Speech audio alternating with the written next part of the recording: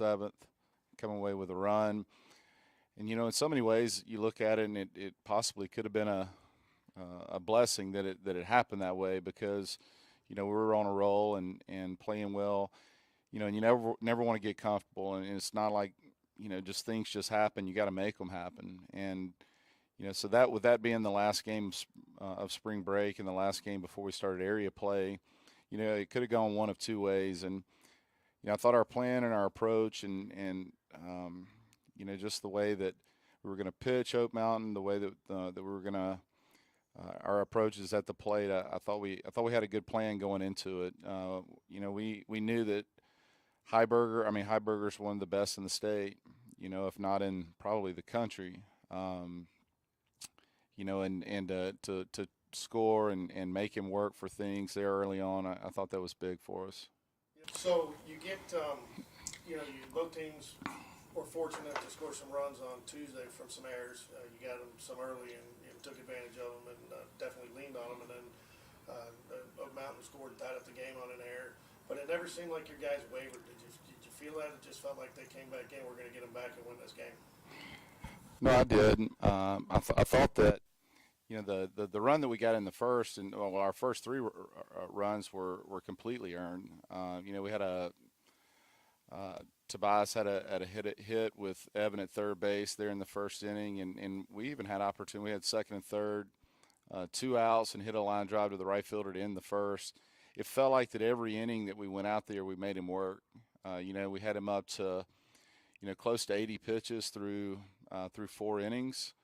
And really had him on the ropes, and he was the competitor that he is. He was able to stay in there and maintain it and get through 6 innings. But yeah, we helped him a little bit in the fifth. We're up 3-0. We misplay a ground ball and that leads to a run, and then of course the 2 and the 6 were both unearned as well. So the 3 runs they scored were unearned. And then we had some opportunities there in the 7th. Coach, what can you say about Cole Edwards? Started off a little slow, 0-2 for the night, but was really an integral part of getting things going back in that game when you had to get back into it after you lost the lead, and was a big part of that. Yeah, it had to help his confidence. He was able to take a fastball and hit it the other way and get it out down the right field line, which was a big swing for us that night to put us up to 3-0, and then. After they scored the 2 runs in the 6th, we have the top of the order up. We make an out. Evan hits a line drive or a hard, deep fly ball to left field, and then Cole kind of starts the rally, gets on, steals second, dirt ball to third, and then he scores the winning run, or what ended up being the winning run, the 4th run, with the drawn-in infield, and we were able to add one insurance run on top of that, and I think that led to his night last night. He hammered the ball. It seemed like every swing he took, he centered it. The ball he hit to left center field to start the first RBI of the game was a big hit, and then he hit a double down the left field line, and then the home run that he hit right down the left field line, just right at the foul pole was one of the harder balls I've seen him hit. It never got above the foul pole. I was the only thing I was worried about was the umpire going to have enough time to get up and find where the ball was to be determined whether it was fair or foul. But he was great for us. But it's a collective effort. It's having a good at bat is so much more than just getting a hit. We were able to wear on the guy, and the start Heiberger on Tuesday night and the guys they threw last night, there was nothing easy. We didn't want to make anything easy for them. So every out that they get, was 7 pitches, 8 pitches, 9 pitches. The running game took its toll. We were able to do some things on the bases that, probably, I was telling Coach Spencer a while ago, probably, took their attention off of it and focus off the hitter because they were worried about base runners, and we were able to get ahead in counts, and there's so many little things like that we were able to do and do well, and playing the same team and probably less than 24-hour span. That's why Tuesday night was so big. I could tell that they were a little bit down when they came in here yesterday, and obviously we had an opportunity early, and we capitalized, and we had, 2-out hit after 2-out hit. And, man, we really played good defense yesterday. Aiden Burke in particular. John Robert makes a diving catch, and then makes a catch over his shoulder in center field.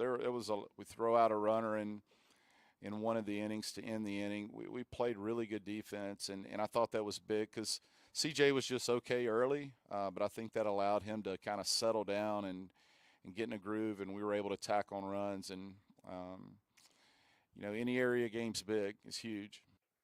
CJ Gross, been a great player for the Jags all year. Starts off, obviously, with little nerves last night, but coaching staff never seemed to waver. You guys all very calm, cool, collected in there, all doing your own thing.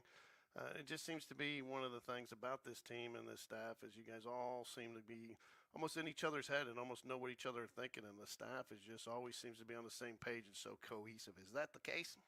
Yeah, I mean, we've been together for almost 13 years now. So, I think that cohesiveness and the time that we've spent together, we can fill out when, hey, I need to pick this kid up, he's down, or hey, I need to get on him. And then, it's not scripted or any type of thing like that. It's just, by the moment, and you have to approach kids and coach kids differently. Coach Dunn does a great job with CJ.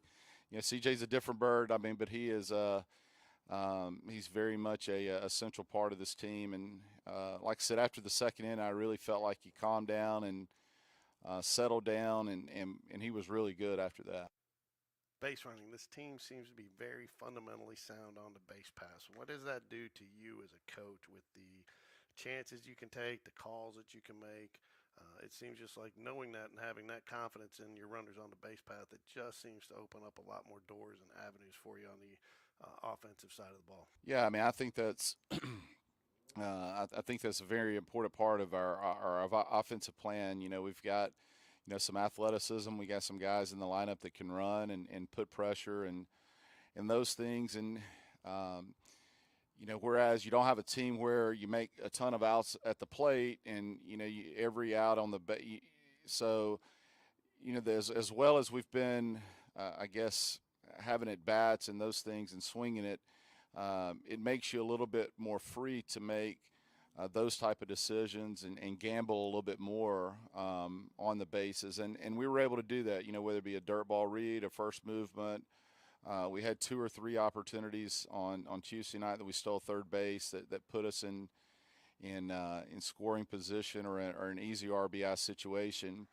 And that's just the type of team we've got to be. And when you face a guy like Heiberger, you've got to take those chances. I mean, the percentage that you're going to have, 2 or 3 or 4 hits in an inning are just not realistic. So you have to take gambles, and you have to do those things that allow your team to have opportunities to score runs. And I thought that pressure, I thought it affected them, especially last night.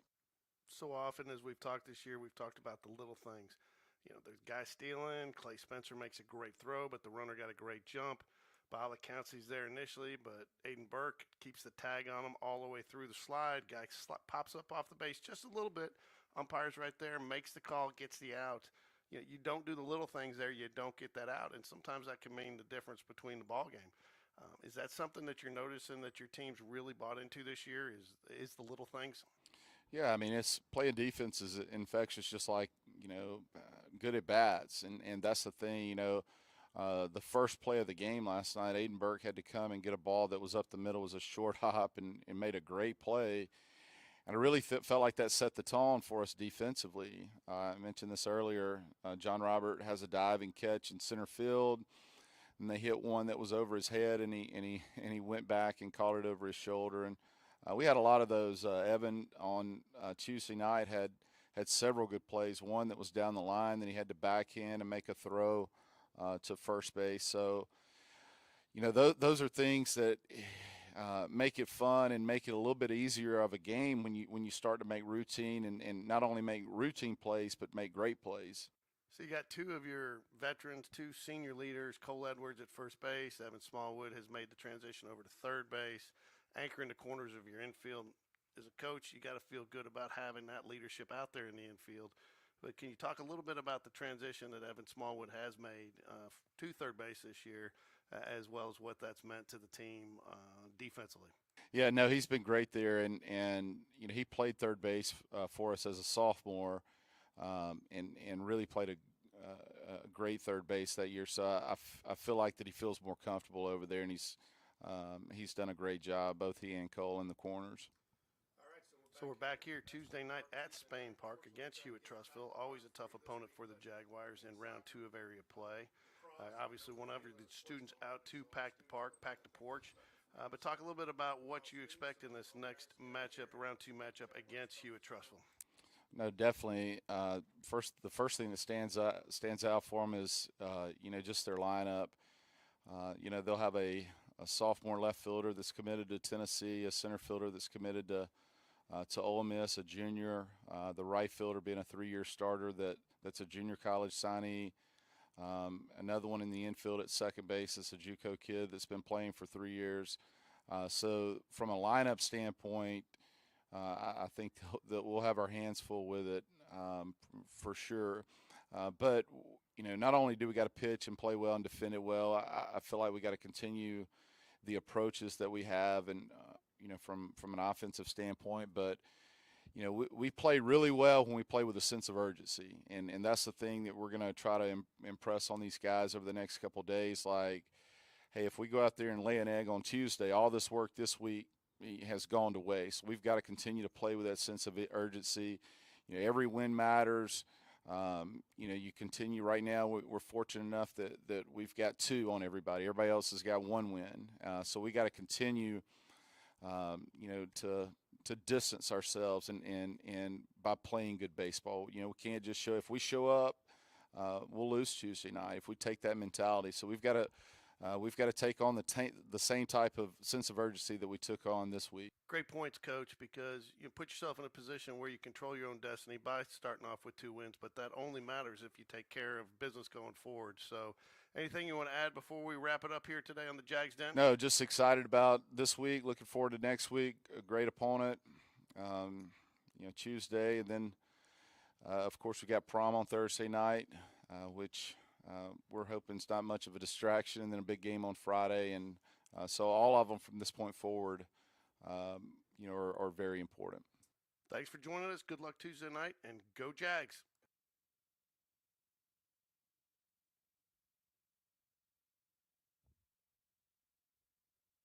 So, Evan, I got to start with the elephant in the room. I guess would be no shock to anybody to start off area play with a hit by pitch. Yeah, I'm not shocked.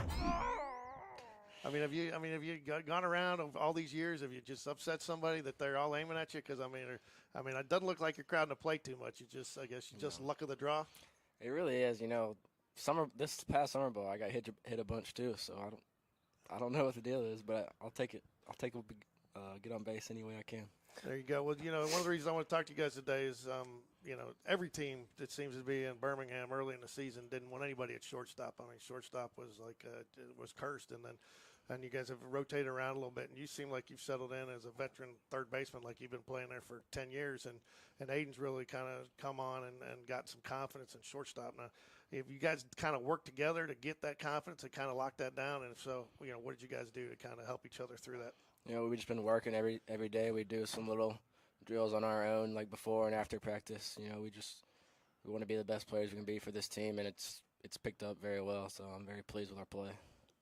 Yeah, just being comfortable out there. Don't be thinking too much. That's really all it is.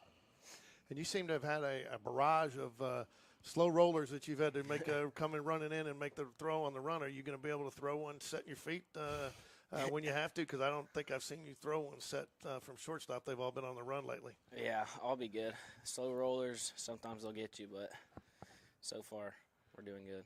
So we talked a little bit to Coach Smith about the importance of doing the little things right, especially this time of year.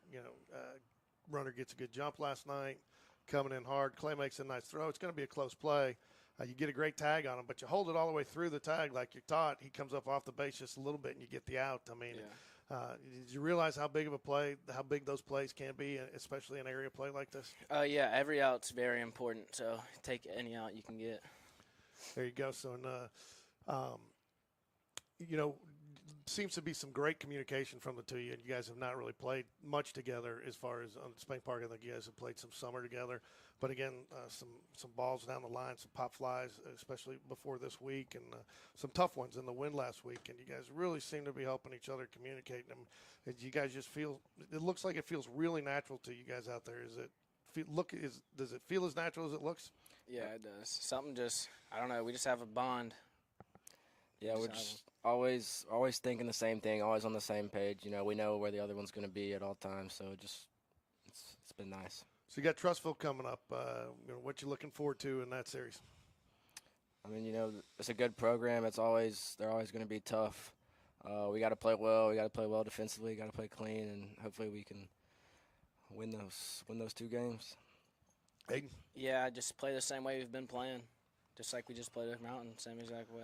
I talked, last year, and we talked a little bit with John Robert. He mentioned that this weekend it just didn't feel like you guys were clicking on all cylinders last year in area play. But, this year you guys have seemed to have come in really confident, and I don't want to say relaxed because I know you're taking it seriously, but, in years past and you have a great season and everybody area, we got 6 games and everybody tries to almost put too much pressure on it. How have you guys kind of focused a little bit harder because of it is a playoff, but kept that pressure out of the situation?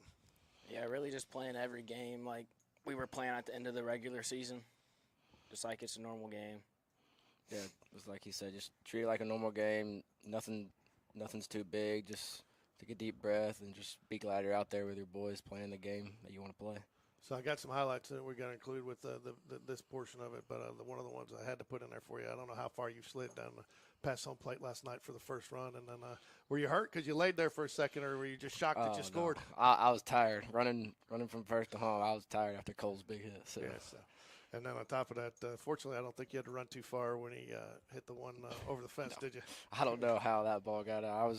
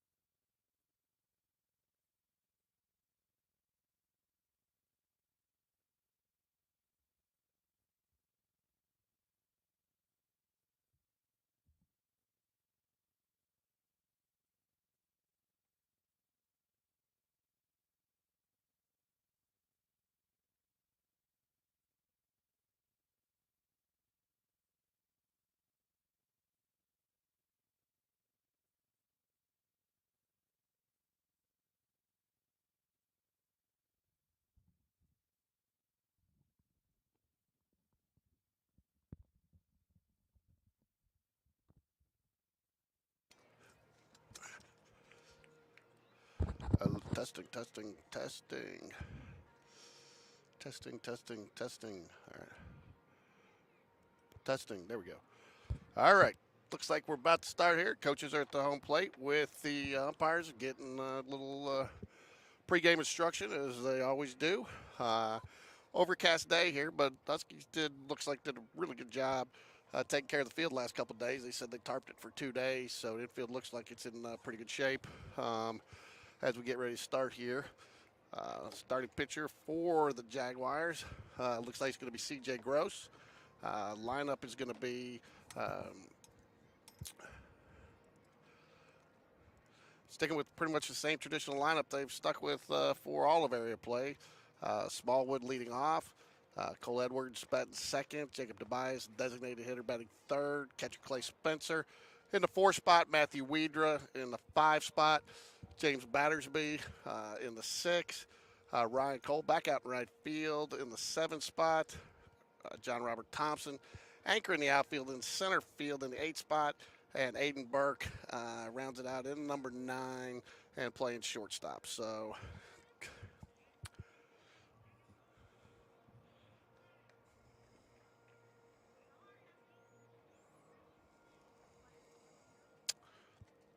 we're just about ready to go here, not only on the field but here.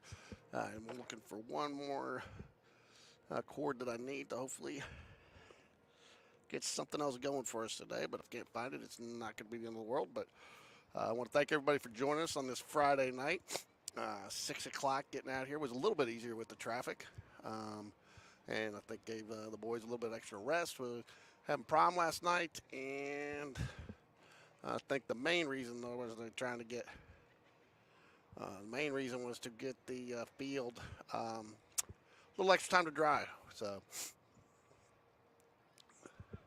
not the traditional angles that we have in the cameras. I mean, sometimes we go to away parks, we are somewhat limited about where we can place the cameras, so we are going to do the best we can with it today. Right field is a little bit of a hole. We're going to work on that, though, the first couple innings. I'm going to go ahead and mute myself here as we get ready here for the national anthem. So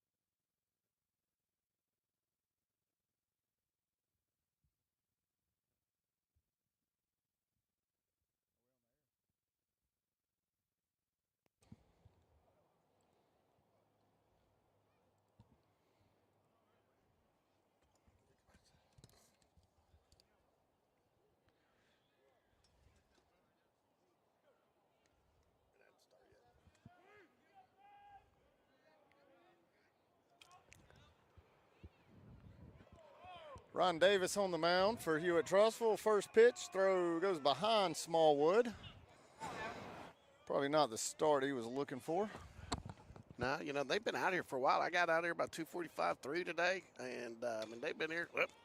There's a hard hit ball by Smallwood. It's going to get over the left fielder's head. That'll be 2 for Smallwood with a stand-up double. It's a way to get out of the gate for Smallwood.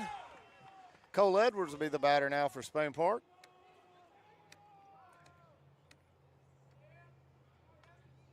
Watch Ron Davis pitch a lot over the years, George. When he's on, he can be really good. Well, isn't that the case for everybody? When they're on, they can be really good. No, some people when they're on are terrible still, but Yeah, that's true. Ron's just really inconsistent, I think, at times, and I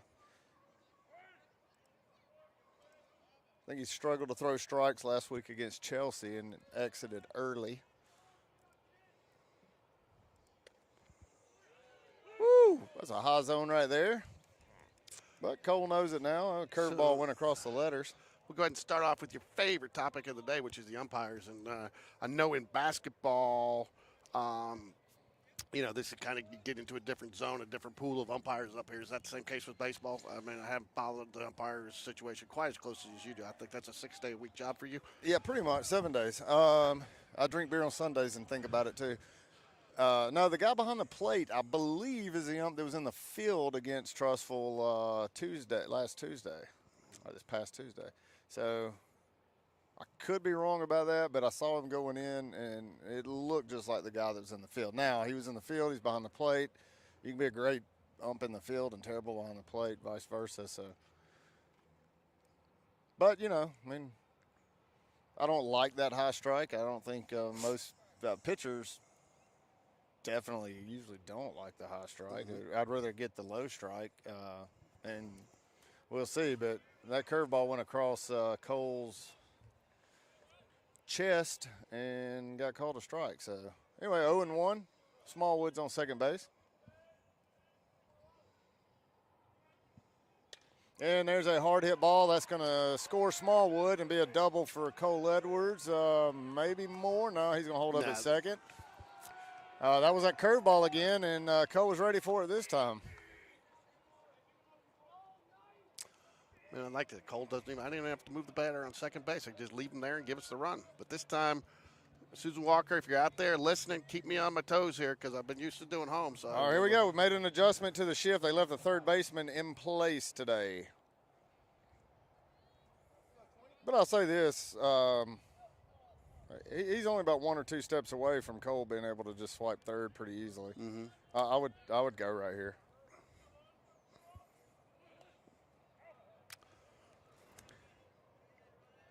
Interesting right there. It's opposite field. Jake's been hitting pretty well. I think Coach Smith wants to get on him early here, maybe just really set the tone. What do you think? Yeah, I think so. And I look for Trussville to try to play some more small ball tonight. I think they know they cannot match us at the plate, and if to me, what I would do in that situation is, try to put pressure on us by bunting and moving runners that way because just slim chance they're going to be able to hit with us. Mm-hmm.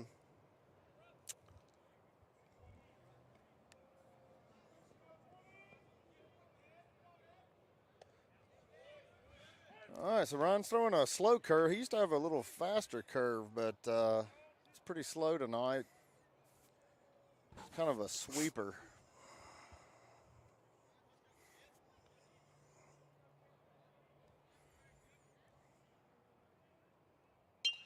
And didn't quite stay back on that one long enough. Yeah, and definitely that was pulled. Yeah, Tobias pulled that one pretty hard. Got a 1-2 count now.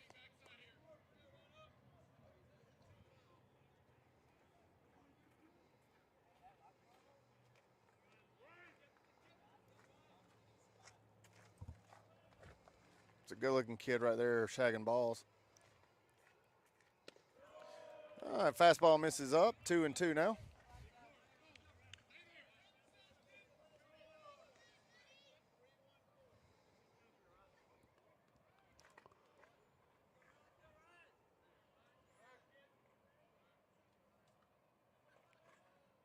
2-2 popped up to left field.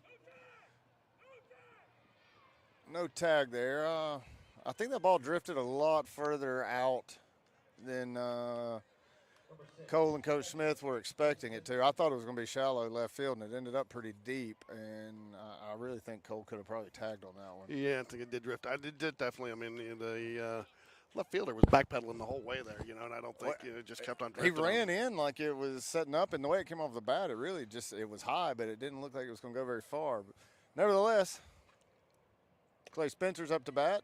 Yeah, didn't give him a high strike there, which I think you'll be happy with. That was the all-speed pitch. I believe that one missed outside. All right, folks, in the top of the first there. By the way, George, so I heard we've been getting some viewers from various places and everything. I was thinking maybe if some of the viewers would make a comment and let us know where you're watching from. There you go. I like that. There's a slow. Boy, that curve's so slow, I think the batters can stride, get back, and then hit it. Hey, man, if it's a strike and it works for you, that's all you need, right? Yeah, so far he's been tagged twice and given up 2 doubles on it today. So Man, I hate when that happens. I'll give up another double. I'll be fine with that. There's a fastball in for a called strike. 1-2 now.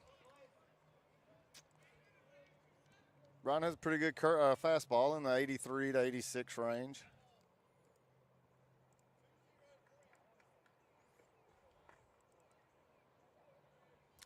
One out here, top of the first. I finally got the scoreboard set properly. Sorry about that. And we have got Fastball gets fouled off, out of play.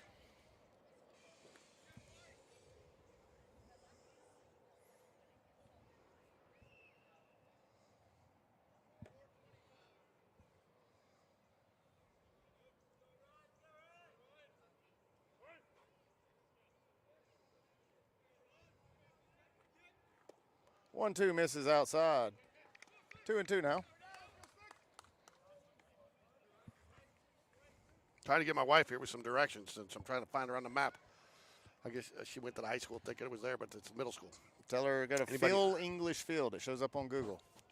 So anybody else, I just only mention that because it's a natural assumption for. Oh, good. Move the runner over, but that'll be 2 away. Shortstop makes the throw over to Chappell at first.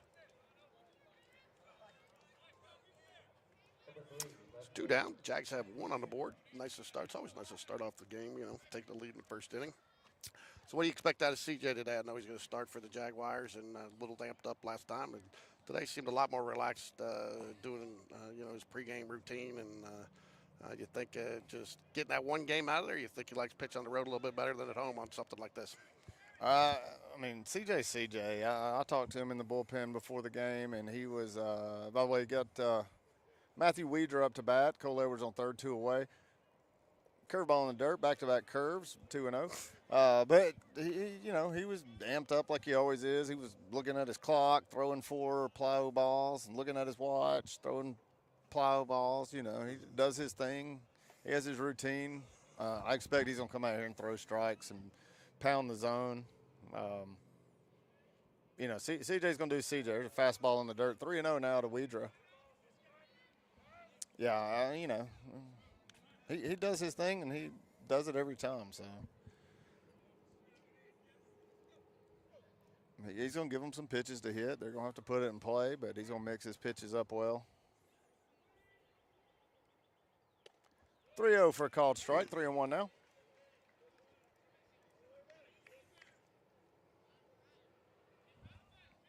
See where the shorts is cooling off on you, George. I got to close in the car. All right.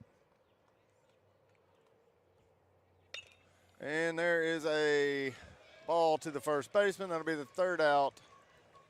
Not before Spain Park puts a run on the board on 2 hits. 1-0 Spain Park over Hewitt-Trussville. Speaking of which, I am going to go get those and do a quick change here and try to find the 1 quart plug I'm missing.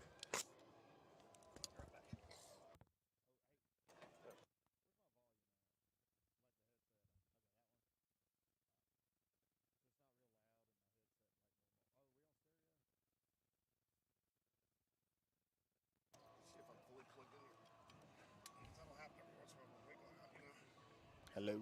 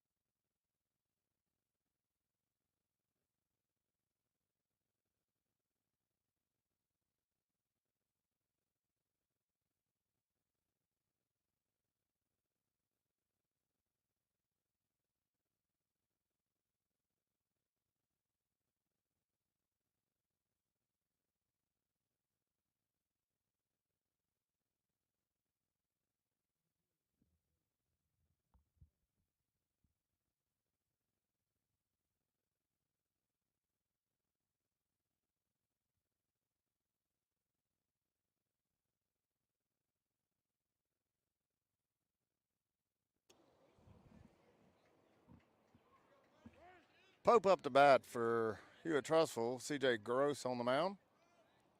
And there's a pop-up on the first pitch, and the shortstop, Aiden Burke, is under it.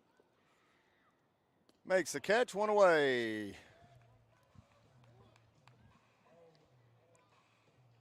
Number 1, center fielder, Brett Mosley.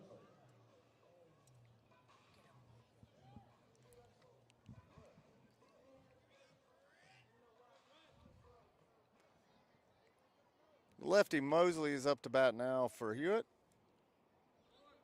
And he lays down a bunt, a good bunt, down the third baseline. Picked up by Smallwood, no throw. It's going to be a bunt for hit.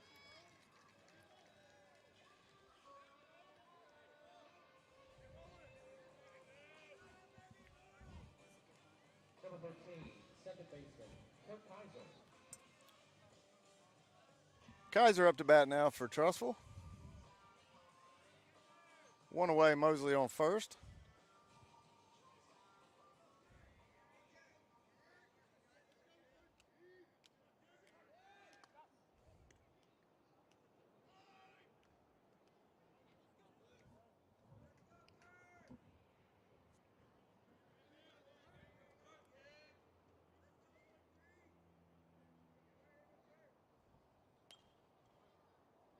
Foul ball by Kaiser, 0-1.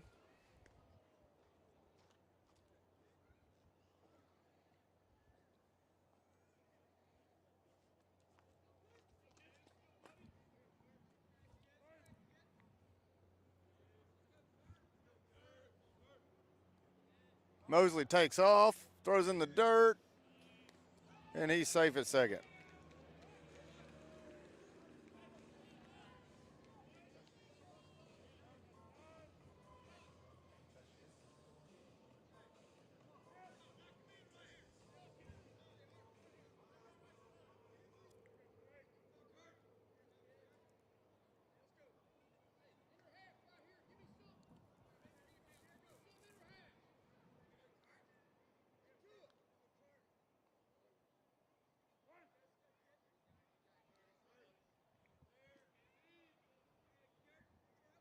One and one to Kaiser. Curveball in for a called strike. 1-2 now.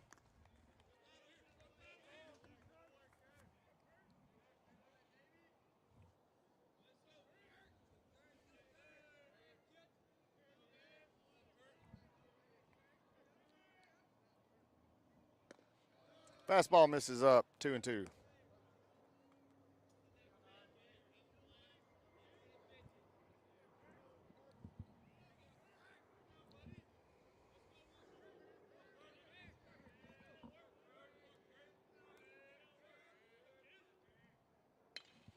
And there's a fly ball lifted out to right field.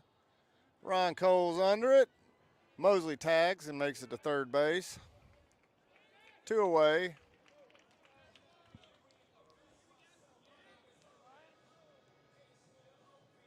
Number 15, right fielder, Jack Hollis.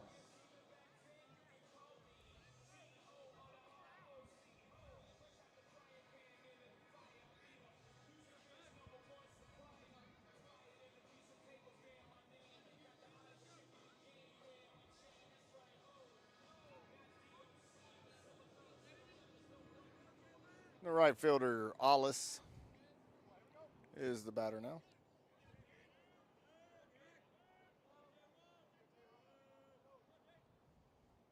Fastball gets fouled away. 0-1.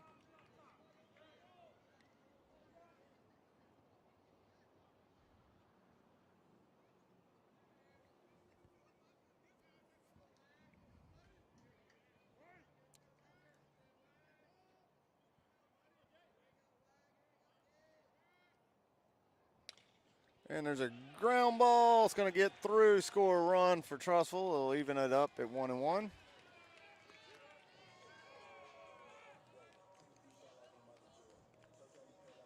25, the shortstop, Carson Weidman.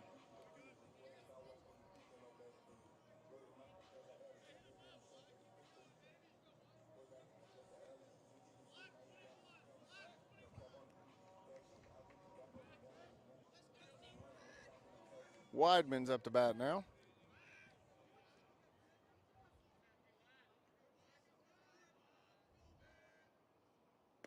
Fastball misses up.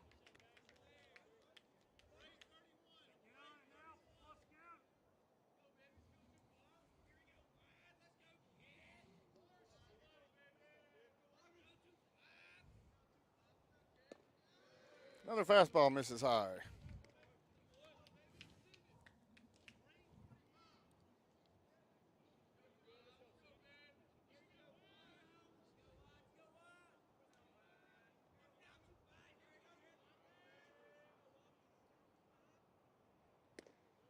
Fastball in for a called strike, 2-1.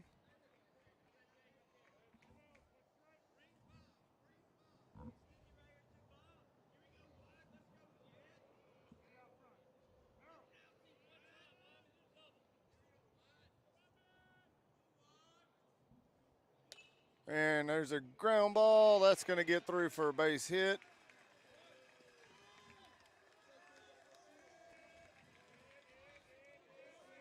Trussville doing what they needed to do. Dinking and dunking, squeaking ground balls through, bunting their way on.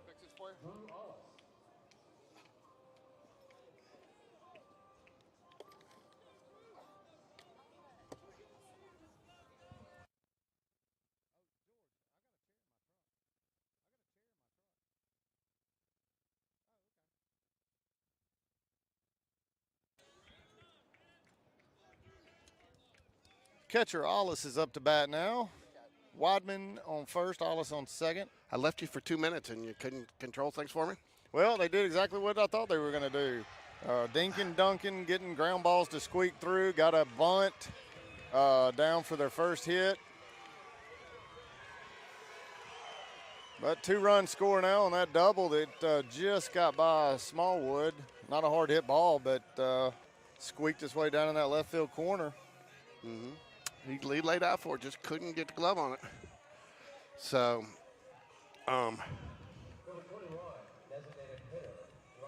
game's still early though. Thanks to Mike. It's still early, but they're doing exactly what I was telling you that they needed to do. Second batter came up and bunted for a hit. First batter popped up on the first pitch of the game. Had 2 outs with only 5 pitches, and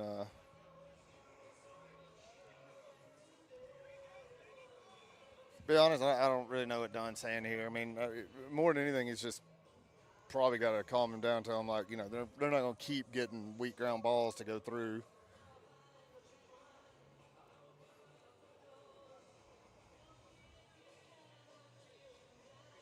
All right, Chelsea and Oak Mountain tied up in the 6th inning, 1-1, George.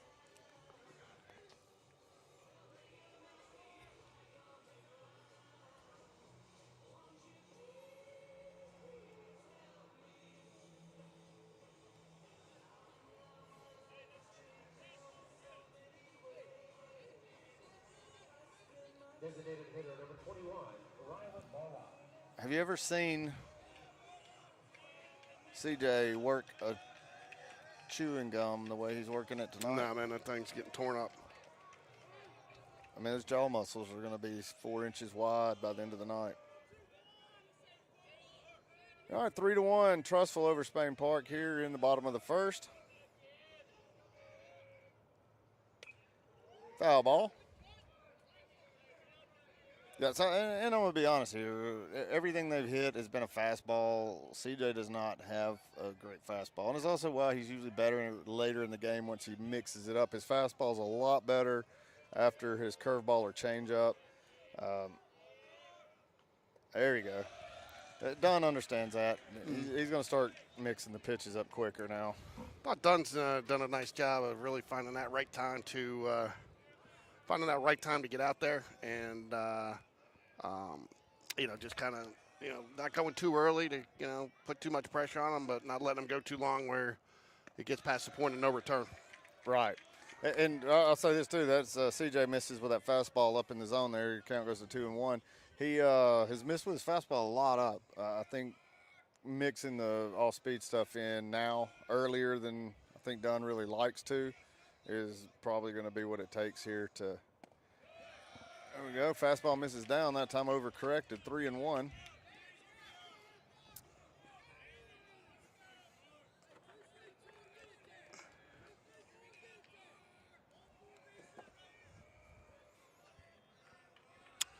really need to get this batter. Fastball up, walked him. Trussville, though, too, and again, I kind of sensed it when I came out here. I mean, I didn't feel like they were overconfident, but they definitely weren't.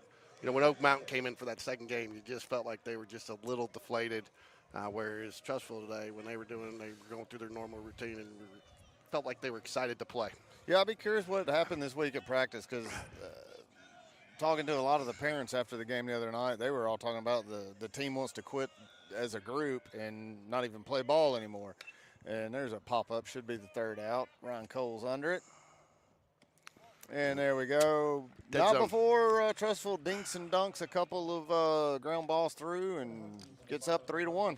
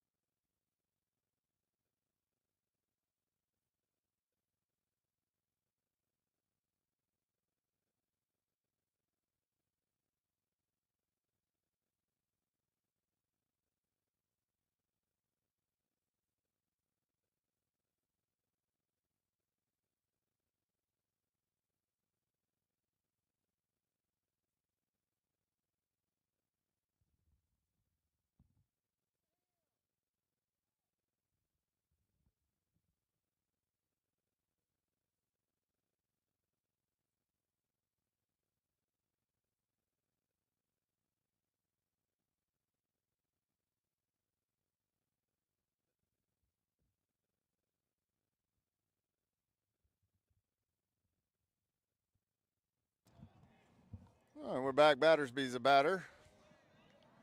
Fastball misses outside. Ron Davis still on the mound for Hewitt.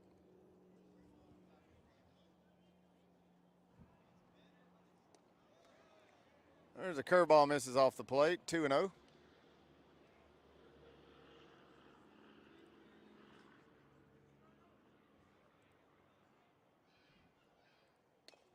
Oh, weak ground ball back to the pitcher.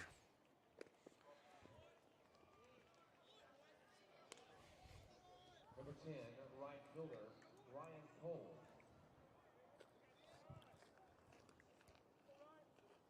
Guess what, George? Get somebody, hold on.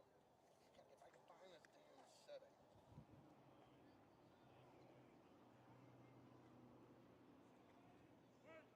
One away, Ron Cole's the batter. Fastball misses up. Well, looks like the zone is starting to get back to a normal zone.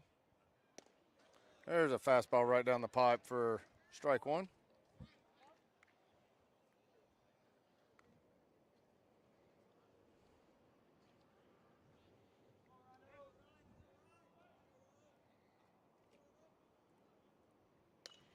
And there's a curveball is going to be caught by the second base. Got it right off the fist. Number 14, center fielder, John Robert Thompson.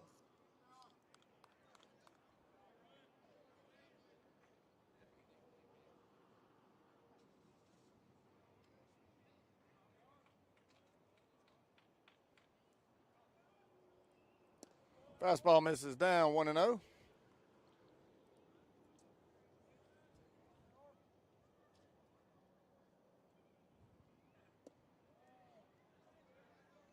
Fastball misses down again, 2-0.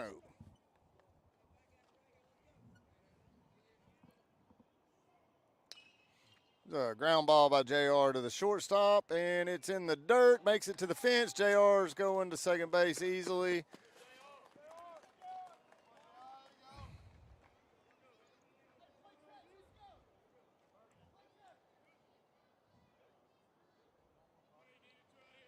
Single with an error to advance down to second base. Number 11, shortstop, Aiden Burke. Aiden Burke's up to bat now.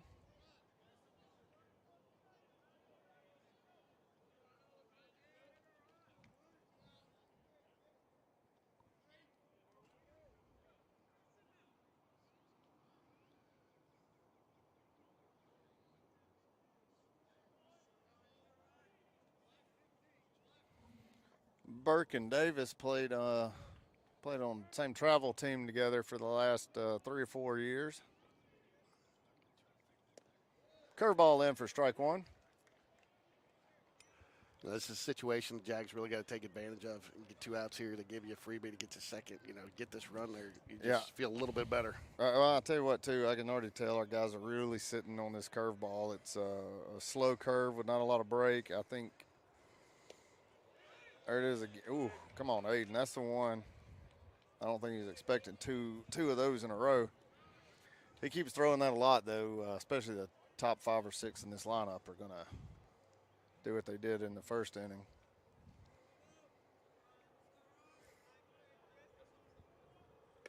Fastball misses up. 2-2. I'm sorry, 1-2.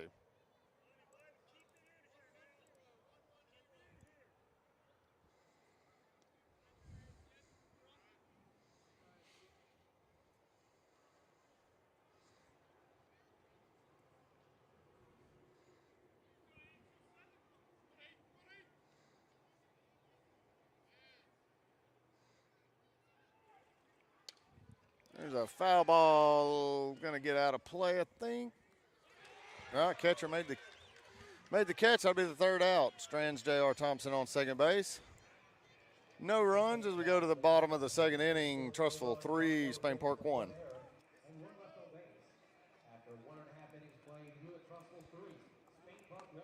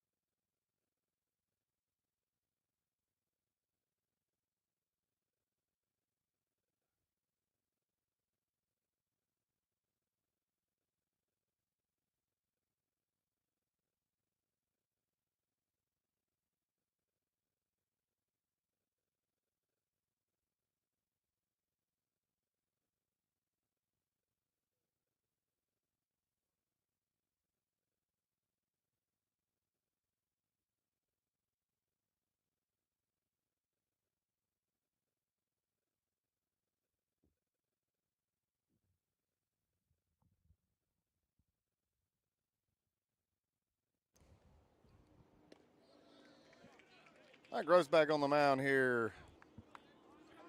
Start. How many pitches do you have in the first inning? CJ? I think about 11 or 12. There's a called strike. No, I'm sorry. He had more than that. He's at 20 pitches. For the most part, I thought, from what I heard, the group that, was at my house last night for prom, they were pretty tame and they got in early. So, I wouldn't expect that would be kind of impacting the game today. Yeah, I know. I've talked to a lot of people. That was, I don't think it's going to have any bearing on it. The fact they didn't have school today. There's a foul ball. 2 strikes now on the batter right. I did the JV game on, Wednesday. Did not realize they had implemented a firm 2-hour time limit on all the JV games now. So, I did not know that either. So a lot of them. So, and it was just it's kind of disappointing because it was a single. They weren't doing a doubleheader. They weren't doing a doubleheader. They called it after 5 innings. That was a take there. Takes the count full. That was a really good pitch. A great take by the Trussville hitter. And there is a ball off the fist. That's going to be foul down the right field line.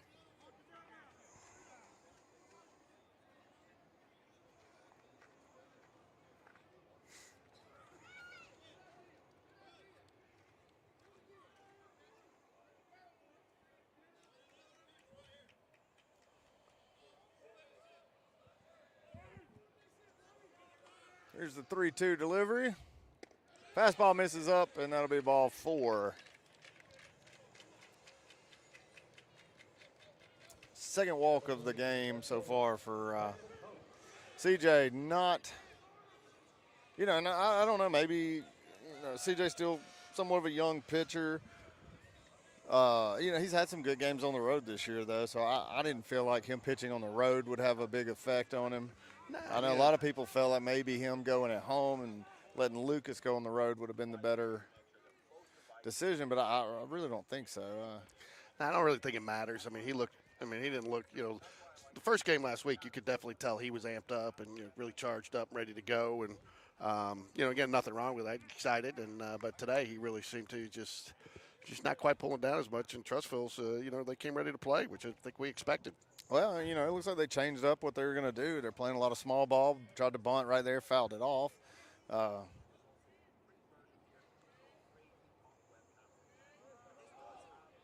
Runner goes. Oh, and he took that on CJ. By the time Clay caught the ball, he was already almost standing up on second.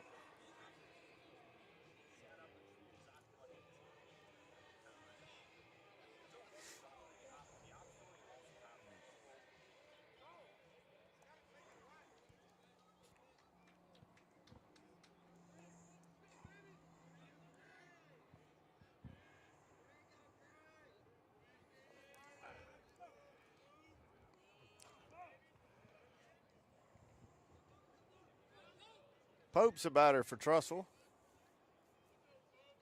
Wright, the runner at second base. No outs. There's the bunt. Bunts him over to third. That's going to be a foul. Tell you what, yeah, Trussville's field has this huge drop-off on both sides of the baseline. So you said they're getting turf. Are they re-turfing this field, or are they building a new field next year? No, I think they're just stripping all this off and re-turfing and turfing this field.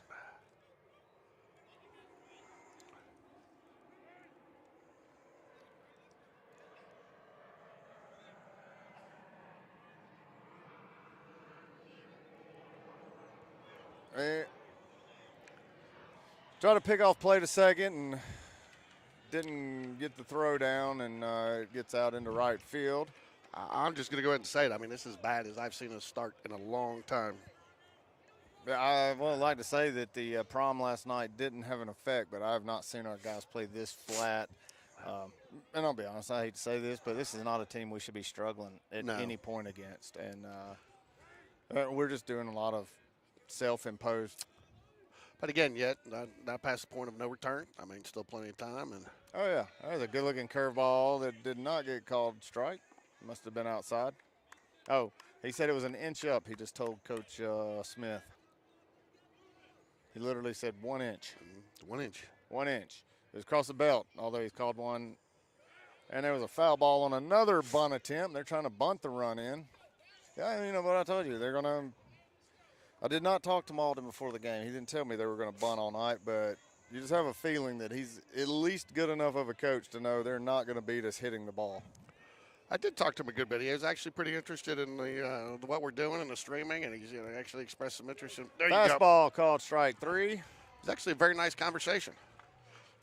Malden loves baseball. I mean, everybody knows that because every time you look up, he's at a game that Trussville's not playing in. He's at Spain Park quite a bit. He gets all over the place to watch games. He loves to talk baseball.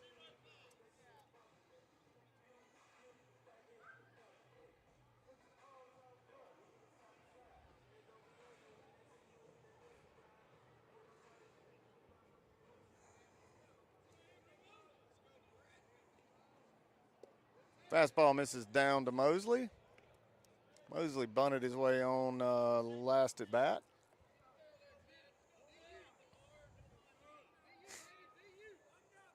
Got one away, runner on third. Swing and a foul ball. Count's even up now, 1-1.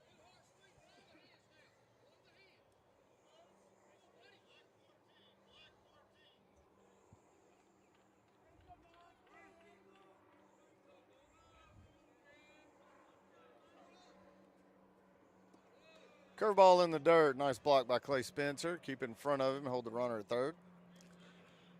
I'm trying to get this iPad to work where it will give us some info, but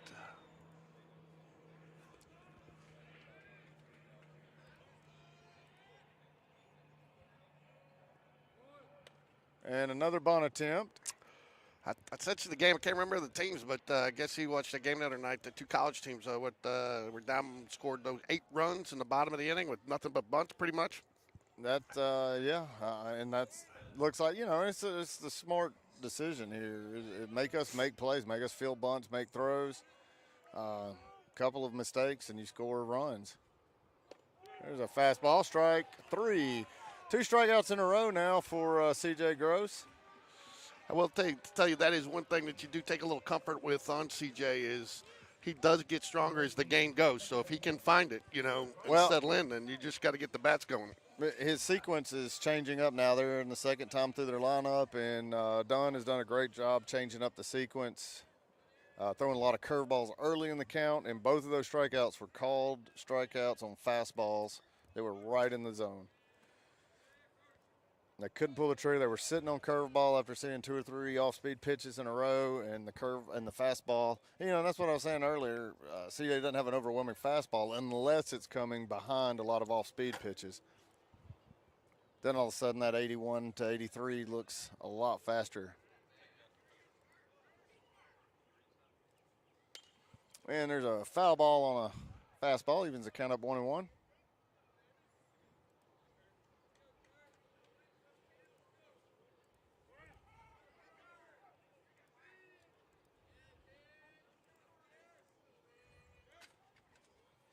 Curveball Nice never pitch. called strike. 1-2 now. So what happened there? Did he just get pissed the last couple of batters? He's got more pop and he's got more velocity and he's firing off the mound. Much I hate to Just say settle it, I think it's more along the lines of there's a curveball gets hit, Ron Cole is under it, and that'll be the 3rd out of the inning. Yeah, no, it's one of those things where in the first inning we're just pumping fastballs, and teams that are sitting ready to hit fastballs are going to hit them. And, they weren't hitting balls hard. They hit a couple of dinky ground balls that managed to get through. The only hard hit ball they hit was down third baseline, and, it wasn't crushed or anything. Bunted for a hit, bunted a couple runners over, stole a base here and there. Playing mostly small ball. Mm-hmm. But that's why I love small ball. Small ball is the ultimate equalizer. If you can play good small ball, you don't have to be able to hit home runs and knock the wall down.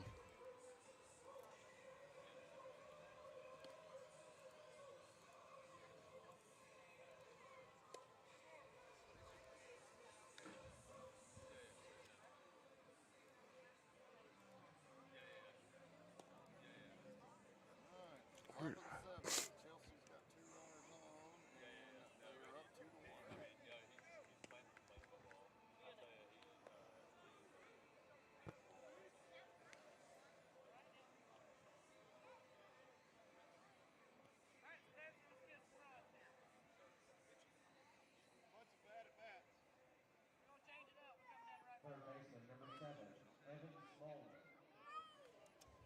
All right, now Spain Park turns the line over, and Smallwood will be back up to bat. Facing Ron Davis here in the top of the 3rd. There's a curveball in for a called strike.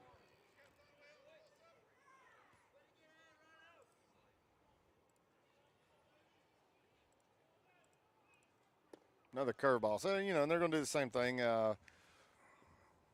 Throw a lot of curveballs. I think they know, we're a great fastball hitting team, and he does not have a fastball. There's 3rd curveball in a row. 2-1 now.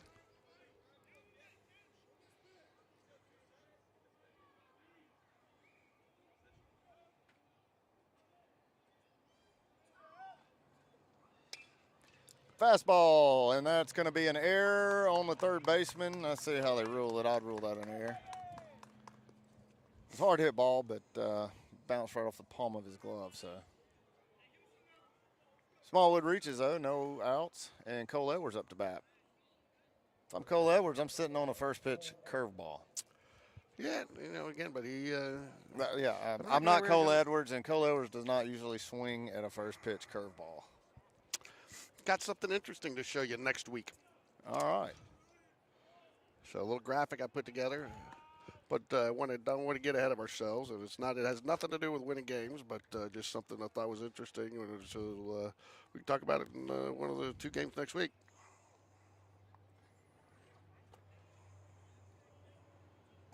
There's a curveball, misses down and away, 1-0.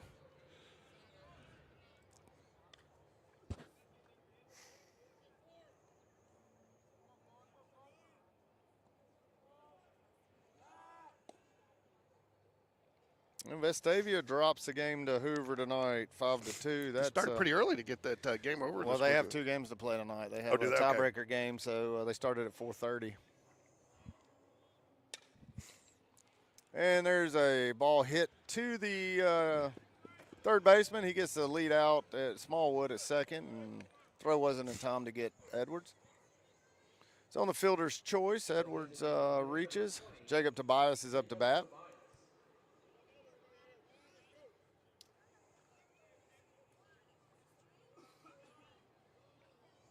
Okay, now's a good time to put Cole in motion. You've got the shortstop catching the ball from a different side. They've started every batter off this inning with a curveball. Throws over to first. Edwards back safely. Catcher doesn't throw particularly well. I can definitely see Coach Schmidt now. Did not go, and there's a fly ball hit out to deep right field. The right fielder's under it. Edwards will go back to first base.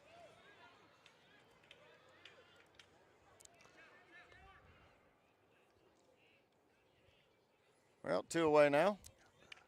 Well, I'm about to give up on this thing, Rick. I thought I was going to be able to get the iPad to get that Yeah, corner right field. I think you can go ahead and give up on There's it. one little setting, and I remember doing it from a while ago, and I can't find it. And I'd save the video, but, it's one of those things when you save it too well, you're going to save it in a place, and it's going to be there for you. Well, Edwards takes off and is in safely. Oh, that's a terrible call. Terrible. we'll go ahead and get that for replay later. Oh, yeah, you're going to want to see that on replay. He was already popped up.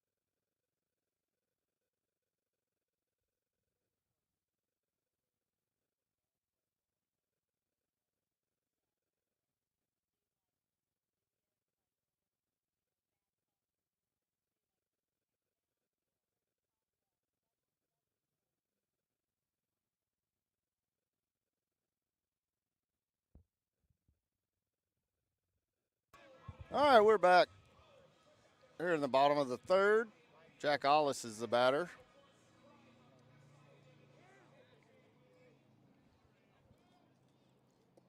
Fastball misses down. I do think the field umpire now has a very clear idea about how bad he just blew that call at second base. What makes you say that? Well, because I think he could hear. He was out of position. I mean, he was blocked. He let himself get blocked, though. He put himself out of position there. Well, if you don't see a tag be made, don't call him out. You just don't make that call. And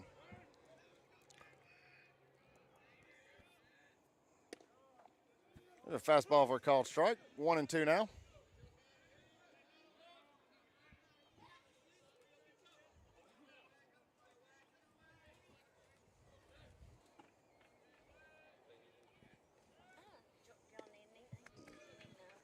Fastball misses out.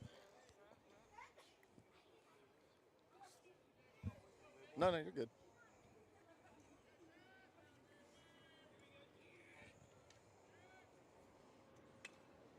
Foul ball. Count stays 2-2. If you're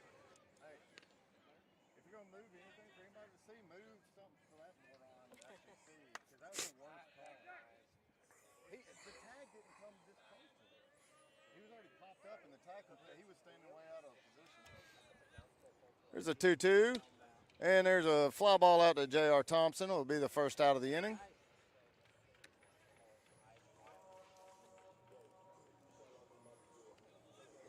George, I think Trussville's going to need to get back to bunting.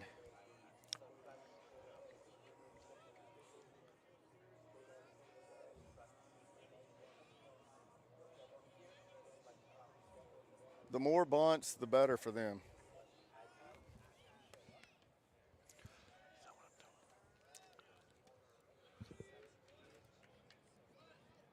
First pitch is a ball.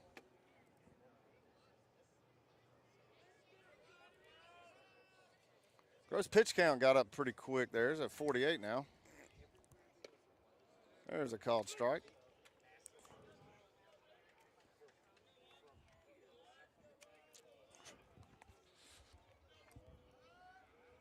George, I'm about to take your headset and give it to Steve Hawley. I'm done. I'm done messing with this thing. There's another called strike. 1-2. Missing half the game here. You know. Yeah. But we can get focused on something and, trying to get something, give the fans. You know what Steve Hawley says? Don't give the fans. You can take the Corey out of Chicago, but you can't get the Chicago out of the Corey. That is true. There's a ball in the dirt on off-speed pitch. 2-2's the count now here to Weidman.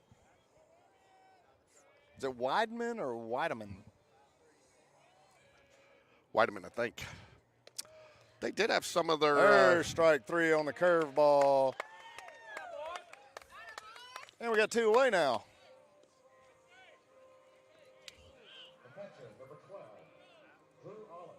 That was one of the weirdest strikeouts I think I've seen. Catcher's up now, Ollis. Weidman stood there like he didn't realize it was strike 3.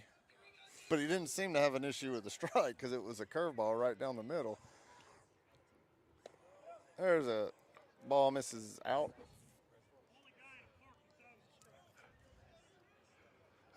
Trussville first base coach not happy with that call.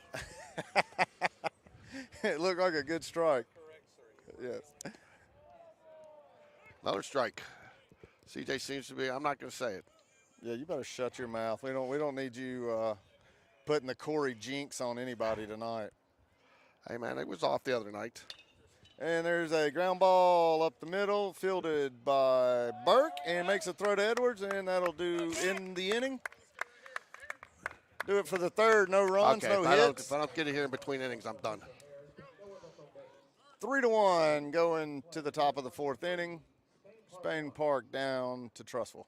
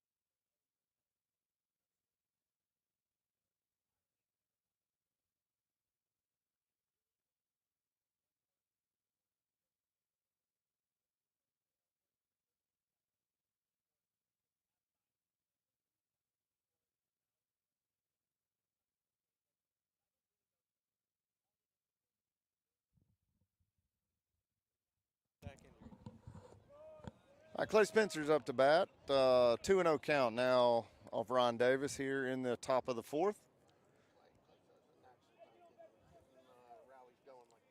I got to turn on my mic. And 3-0 now. Fastball misses down. You know, I'll tell you though, Ricky, you know, if Jags don't get something going here before they know it, this game's going to be over. This is moving pretty quickly. There's a called strike up above the belt.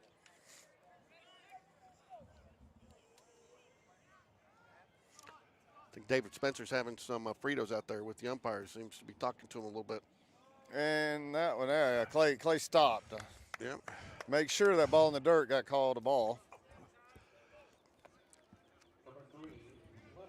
So there's a walk for Clay Spencer, and Jacob Bird's out to run for him, and Matthew Weeder's up.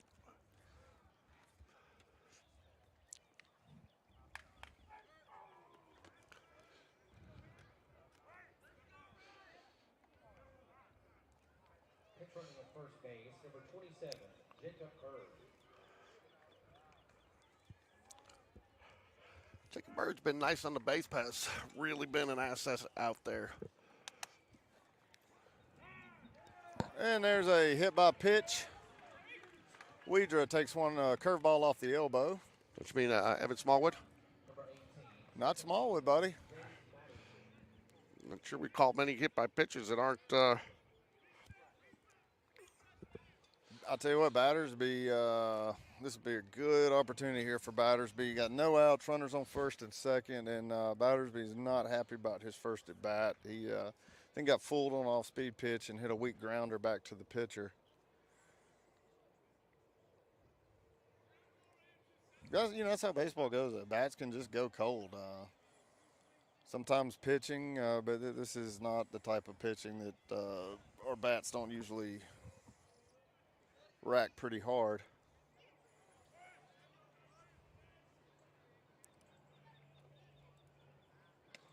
Fastball in for a called strike.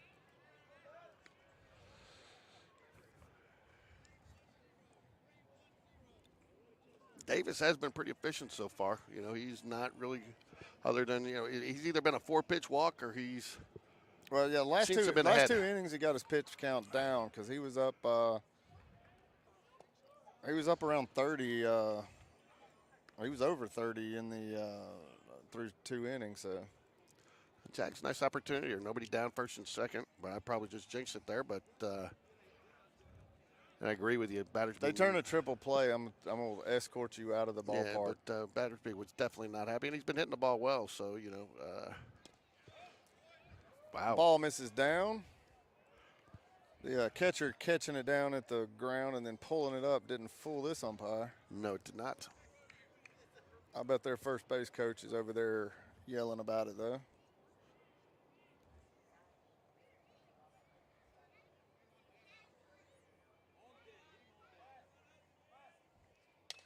And there is a shallow hit ball. That's going to be caught. And the runners get back. The center fielder slipped on the play, but luckily the left fielder was playing over and made the catch. You know, James seems to be getting a little frustrated. You know, he's been hitting the ball so well. Maybe pressing just a little bit, but. Yeah, the first one came off his hands. That one came off the end of the bat. Right now, Malden's doing a really good job of fooling a few of these batters with the off-speed pitches. There's a hard hit ball. That might be out of here. And Ron Cole just hits a 3-run bomb, and that'll make the score now 4-3 Spain Park. And how about that, Ron Cole? That's man, I tell you what, we've done a lot of discussing about Ron Cole's bat lately. That's more than getting on base. Well, does he get on base there? Because he's going right back to the dugout. He got on all 3 bases, all 4 bases. I'm going to show you something here. I'm not going to. I'm going to just remember this moment, okay? Remember, I'm going to save it till the end of the game. Right now, I'll tell you what, this is a big park right here. It's 330 down the lines and 400 or 405 to center. And just as quick as that, I believe it's a 4-3 ball game.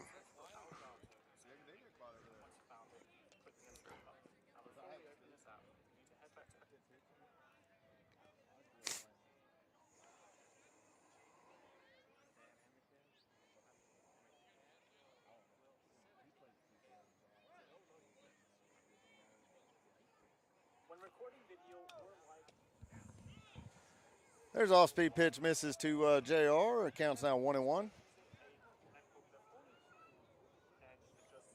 Tell you what, Ron Cole did not miss that ball. There's a big swing by JR, foul tip, and count moves to 1-2.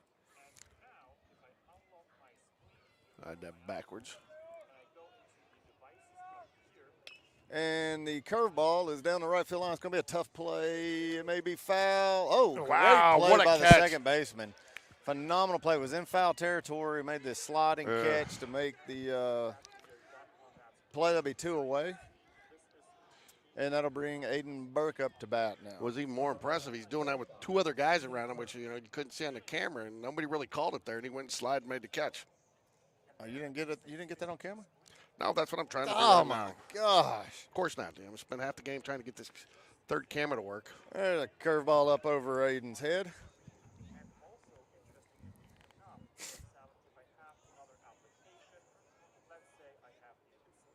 Another curveball. That one down for a strike. 1-1.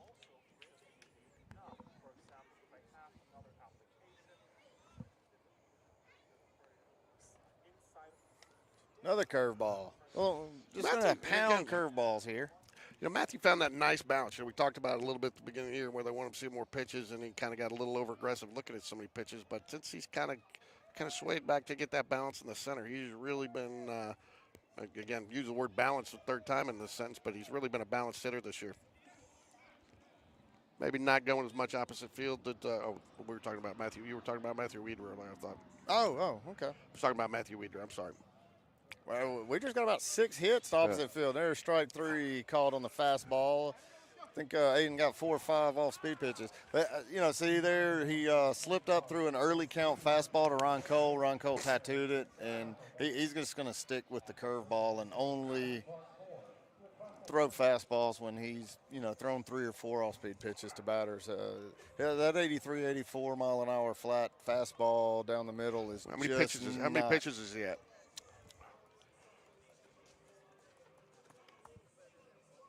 He is at 62 pitches, thrown 34 strikes, so just about 51%. Faced 18 batters. He has only 1 walk. Had a lot of thrown a lot of balls to only get 1 walk out of the deal. 4 earned runs on 4 hits through 4 innings pitched.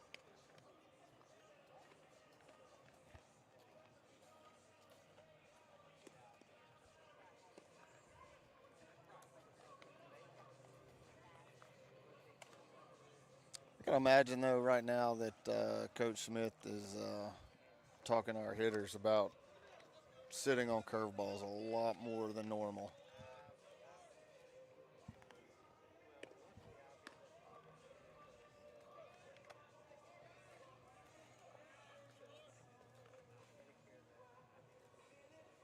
Number 21, designated hitter, Rylan Garlock.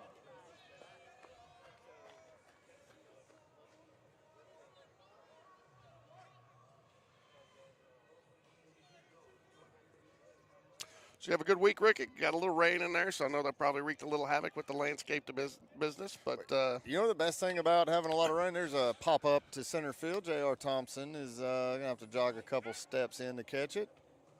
The best thing about having a lot of rain in the landscape businesses is today when I did payroll, it was down about $7,000 from last week. Of course, we didn't get as much work done. so that was your paycheck that was down about $7,000, right? That's my paycheck down by $7,000. Now my paycheck's up by $7,000.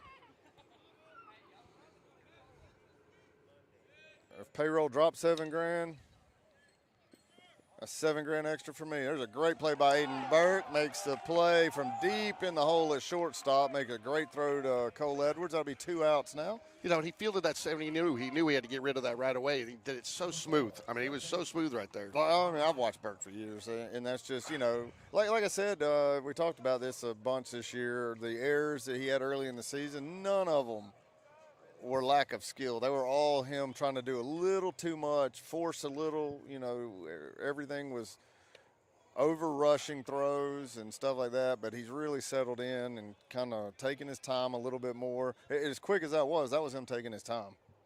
but he knows how quick he's got to get it out right away. He's not just physically a good shortstop. He's really good mentally.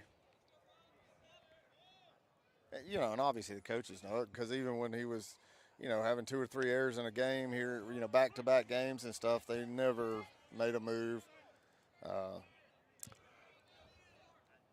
They know what they have with Burke at shortstop. Yeah, I mean, but again, I mean, they were talking. I mean, they were ready to. There's strike 3, and that'll do the inning there. And look at that. It CJ. just, I mean, look at how much more lift that they've got now. It just that home run that Ryan Cole delivered. And you know what? I don't care if it's a hit or a walk. He gets on base. He gets on base. And with that one, he took a lot of people on base, or took around the bases with him. Well, So. I tell you what, you know, ever since his concussion, we've talked about this the other day. He's just not looked good at the plate, and I think he shook the cobwebs off. Well, I mean, last week, but you know, he had 2 walks and scored a couple of runs on Tuesday. And you know, I talked to you about this a little bit. You know, when Jordan went through her concussion, you know, she came back and she had one of her best.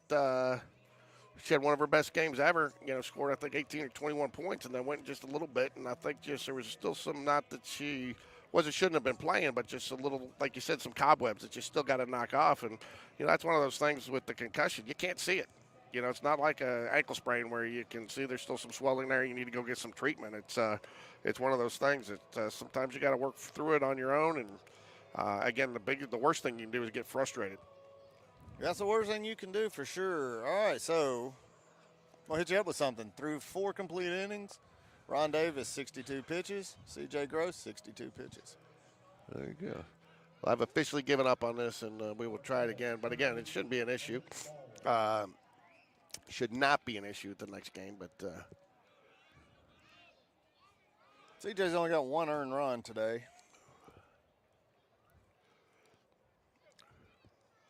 All right, back to the top of the lineup. Evan Smallwood led the game off with a hard hit double over the left fielder's head.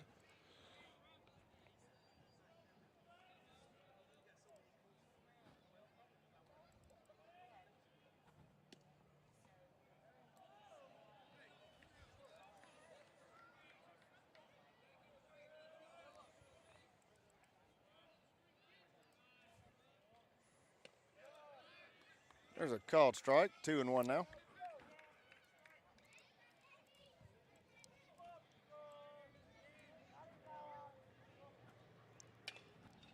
And there's a ball hit up the middle. That's going to be a base hit for Smallwood. Oh. Transition back. Sorry. Not a hard hit ball, but it found about the 1 inch of space between the shortstop and second baseman to just squeak through. Number 4, first baseman, Cole Edwards.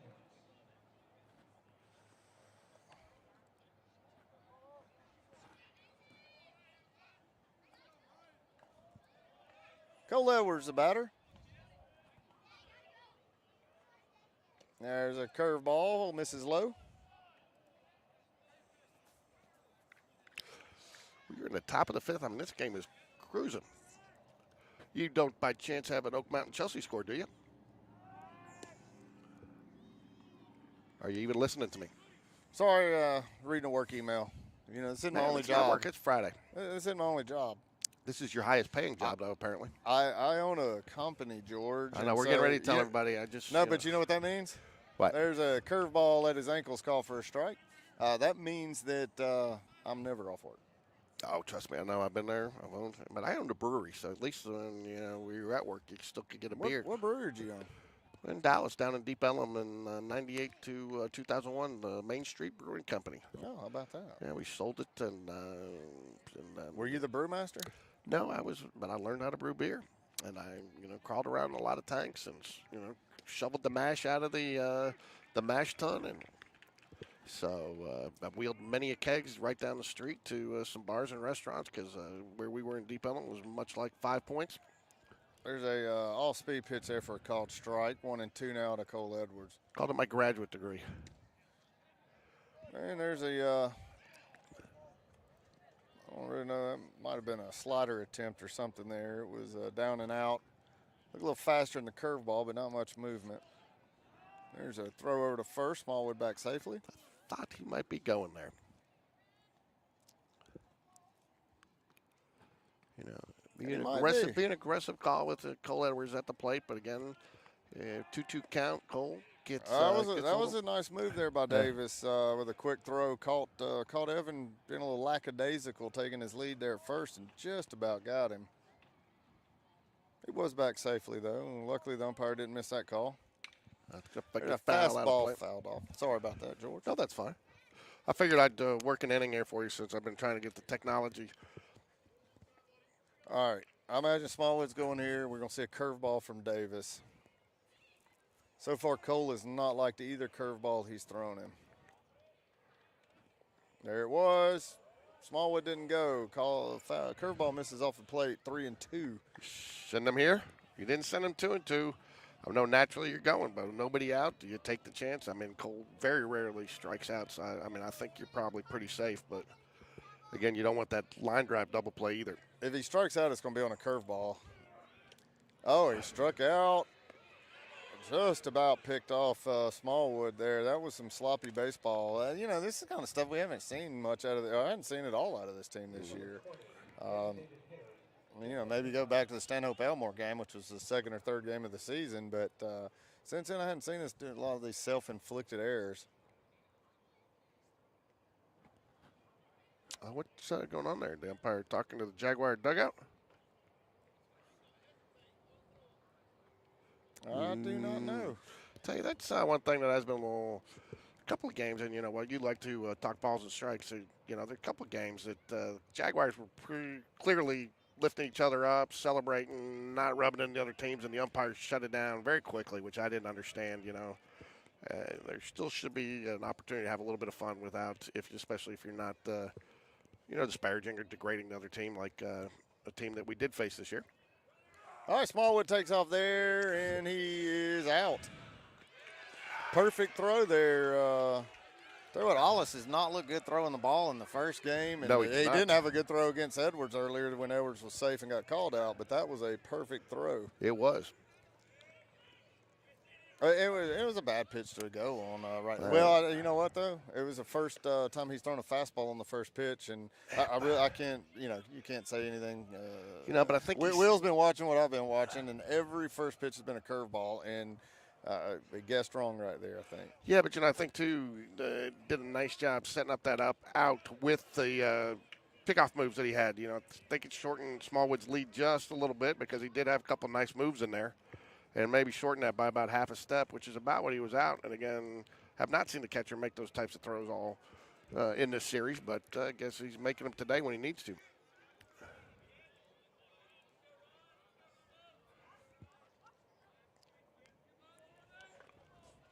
Got 2 away here, 2-2 count to Tobias. There's a second curveball in a row that made it about 58 feet. You love those 58-feet curveballs, don't you? Yeah,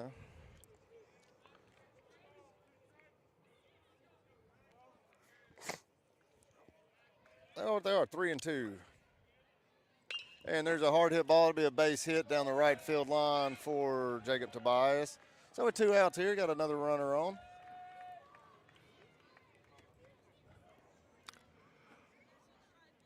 You know what the issue was there? 3-2, and Malden did not call a curveball. He did not? He did not. He called a fastball. So far, Ron Davis's fastball gets abused, but when he throws curveballs in the right situation, we have been fooled. There's that's about a 55-footer right there. There's a heck of a job by Hollis to get in front of that one.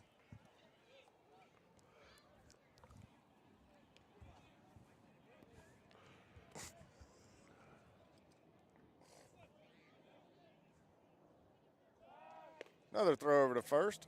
So we, I thought it was a wise move to have some of the kids over last night. They had to come over after prom because that way you can control the situation and make sure, no bad decisions, which ended up working out well for our group. And but in order to do that, we cleaned off the patio, and I had all the pollen still from the season, and it is killing me today. So, but do you, as a landscape expert, you got any suggestions on how to get rid of that pollen without water, baby, water. Just wash it away. Killing me today. Yeah. we got to have it, man. If I could get rid of it, I wouldn't. All those trees with all that fresh growth on them, flowers blooming, all that pollen. There's a curveball, and that's going to be the third out. Hit to the shortstop, who makes the easy throw over to second base. Well, I'm not sure if you're familiar with these guys, Ricky, but Birmingham Landscape Design is, I don't want to thank you for showing us some pictures because, I mean, you do some nice quality work out there. And, I mean, you know, landscaping is such a generic term, you know, and, you know, really the opportunity to kind of highlight what you do. You know, not only with this, but you're dedicating your time to Spain Park because I know you love baseball, but you help a lot of the not only Spain Park families, but families around Birmingham really enjoy and get the most out of their house. And it's not just, you know, landscaping. I think, obviously, you know, that's the key word, the key term for your industry. But, I mean, you do it all. Retaining walls, fire pits, decks. You know, I've seen some nice things in there. So I wanted to highlight that for you. And not only thank you for what you do for Spain Park Baseball, but what you do for the community. And we'll run that again, and the link will be in the description. But if you know, it's hopefully the Jags will be playing late into April, and maybe hopefully into early May, which I know will get a lot of us dads out there behind on doing the projects we want to do around the house. So you know, and really, and you know, how many trips do you make to Lowe's? Extra trips that most of us make to Lowe's because we don't calculate that one extra thing, and you know, so a lot of times. Just getting the experts out there. And I think, Ricky, while, you know, your customer may have an idea and you'll do it that way, but if they don't, you'll design it from scratch and present them with some options, won't you? Yeah, we have a full landscape architect, and we specialize in hardscapes, retaining walls, outdoor fireplaces, patios, entertainment areas, family spaces. But in Birmingham, you know, retaining walls are desperately needed. With all the hills and everything, drainage, we do full drainage solutions, French drains, all that. And I will note that those drawings do come, those designs do come full crayon, colored and everything inside the lines by Ricky. If I do them, I definitely keep them in the lines, for sure. Now we have a great architect, Brian Parson, and who does fantastic work, designs 3D drawings, everything. And you know, a lot of our customers just want, you know, sometimes just want to get a full landscape design or plan. There's a ball hit to shortstop. Aiden Burke with the throw, and he out. Oh! Sorry. Yeah, I get it, man. This umpire's really bad in the field, boy. I don't know about that one. I thought, sorry, folks, you Yeah. yelled a little loud there. I thought he had him there, and that was a great play, I think. Is he going to talk to the umpire? Or is he going to talk to Yeah, Will's going to talk to the umpire. He's got to on this. I mean, that's two blown calls here by this guy. Come on, man, that's two blown calls now. Get it together. Absolutely pathetic. Two. You've blown two now.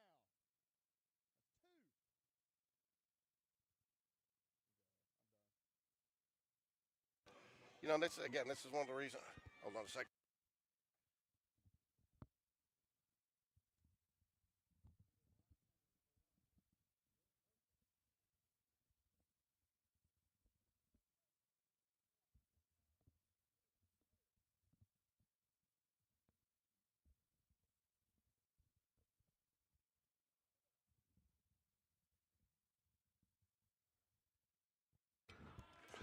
You know, I think this has an opportunity to go two ways for the Jags here. There's a fly ball out to right field. Ron Cole is under it. Runner's going to head back to first base. Got one away. Is this that situation that kind of lifts you up after you get frustrated, or you know, after that call, especially the second one? And I do believe the first one did end up scoring a run, so extremely impactful. Yeah, well, the first one he robbed a run because he called Cole out at second base on a steal. That's what it was. Yeah, that's what it was. Yeah. He was out of position and didn't see the tag. The tag up from our, you know, we had a great vantage point where we're at here behind first base, and looking down there, and the tag didn't come close. You know, and he was already popped up on the bag by the time he caught the ball anyway. It wasn't a close play, but regardless, it is what it is. It's part of high school baseball. You have to deal with bad umps, and we've got one tonight. But you know, also leaves opportunity there. We get the fly ball out to right field. Now maybe get a ground ball, turn two, and get out of the inning and make the run or the bad call not matter. So Kaiser's the batter for Trussville. And there's a pop-up to center field. The runner's going to go halfway, and that'll be the second out of the inning as Pope jogs back to first.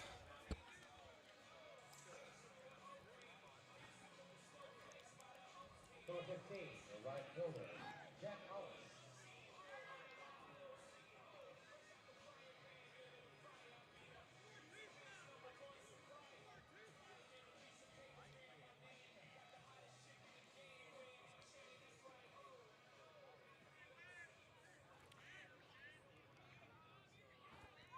You know, sorry I left you hanging there trying to get this third camera to work, you know, but I was so excited after doing a JV game and got them positioned. And again, you know, they always tell you the simplest solution, you know, sometimes the simplest solution will want to trip you up, you know, setting all that stuff up on top of that dugout. And I'm trying to set it all in a 2-foot area, and it really takes no more time, no more equipment to just plug one in just a little bit farther down and get that angle that we've kind of been missing all year. So, Well, I tell you, I'm hoping next year we have a full truck. yeah. I hope we have a full media truck with cameras on a boom. We do. You didn't hear?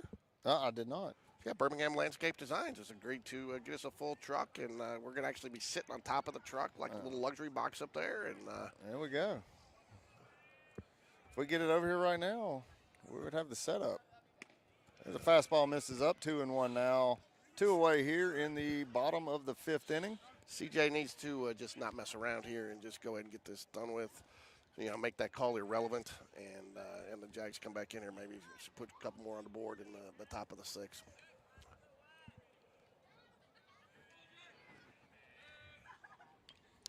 A big swing right there. That was a big swing. I think he was wanting it all.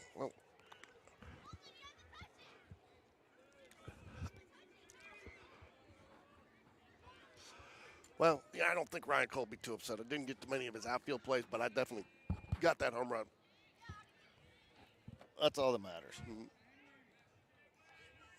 was a big home run, big hit for Ron Cole. Yeah, you got it all. You know, that's what the runner goes and curveball in the dirt. Great pitch to run on there. Yeah, but not a bad. I mean, you don't want to be 3-2. That's 3-2, but you got 2 outs. So I mean, forget about the runner. Let's go get the batter. What do you say? 100%. Make that deal with me. Ellis, a good hitter here. I'd like to see us throw him a curveball on this 3-2 count. I have a feeling he's sitting dead set on a fastball. And there's the curveball, and he pops it up to right field, and Ron Cole's under it. That'll be the 3rd out of the inning. And luckily, the bad call at first base didn't have an effect on the game.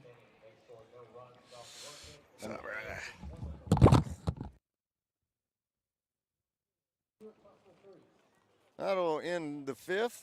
Spain Park's up 4. Hewitt-Trussville 3.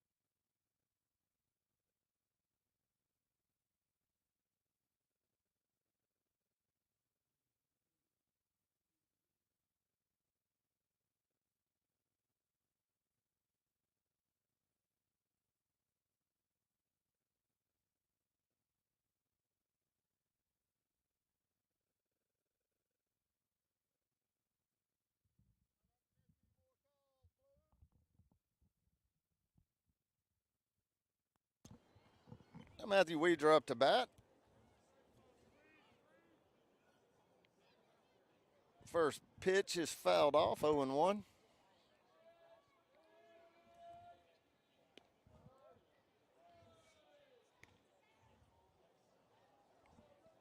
Ball misses out, 1-1.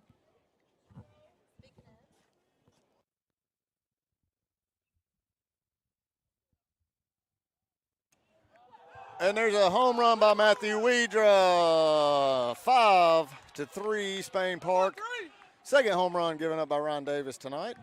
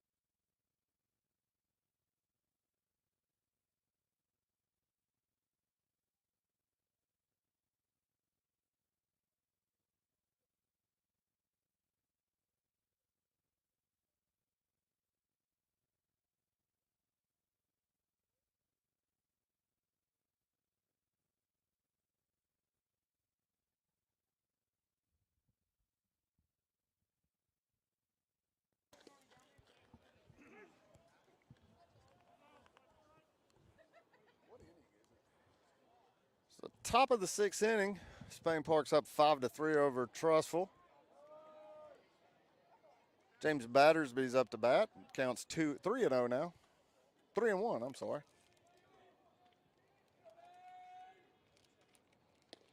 There's a fastball in for a called strike, 3-2.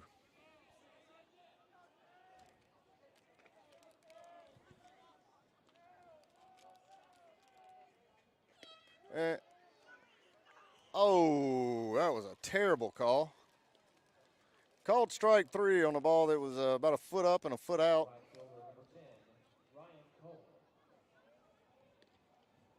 Catcher didn't even throw it around. He was throwing it back to the pitcher.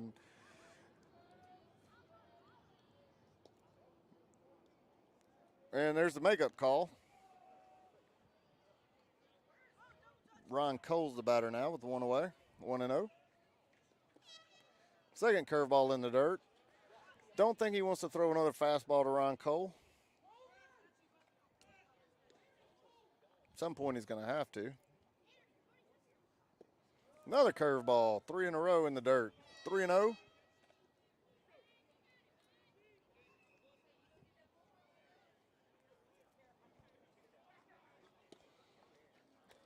And there's a fastball down below the knees called for a strike. 3-1.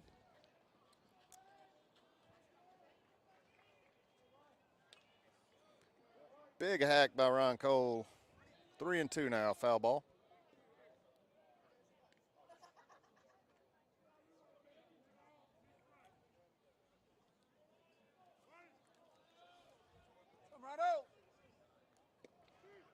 Oh, curveball across his chest gets called strike 3.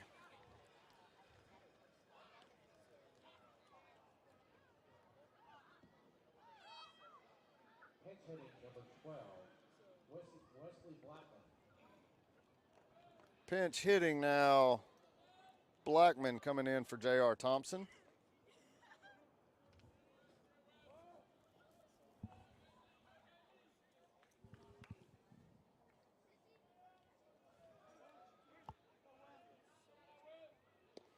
Fastball misses down.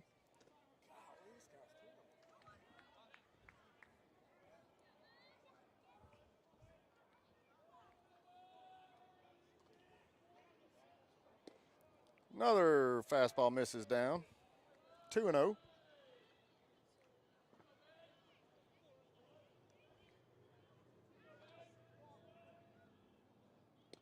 There's a fastball in for a called strike, 2-1 now. This will be Ron Davis's 100th pitch of the game. Swing and a miss by Blackman, 2-2.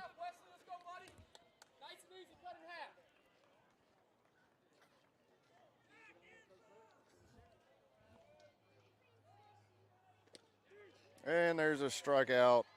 Watch the fastball down the middle.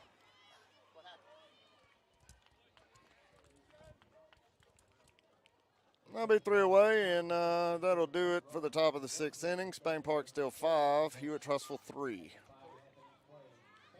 So talk to us here for just one more second, because I'm actually kind of fascinated by this because, about a year ago, maybe not 2 years ago, Wendy and I tried to expand the patio and did some pavers. And, they come in and it's, you look at it, but there's really it's an art to it. You really, because there's some settling, you really have to know what you're doing. And, I think a lot of guys, how do you combat some of the things in your industry? Because there's a lot of guys that go out and say they can do it, and, they're probably not as skilled, and it really you end up having to kind of combat that and overcome some of those guys that aren't as talented and maybe don't take the time to get it done right in your industry. Yeah, well, so we just finished a job up out towards Mount Laurel, and lady hired a guy somebody that had done a patio for somebody, and then they had a big vision. They wanted a big retaining wall and a big multi-layered paver patio with a couple of waterfalls and everything on it. And he gave her a quote that she said she felt like she was getting the deal of a lifetime, and he ran out of money and never showed up and didn't finish the job. And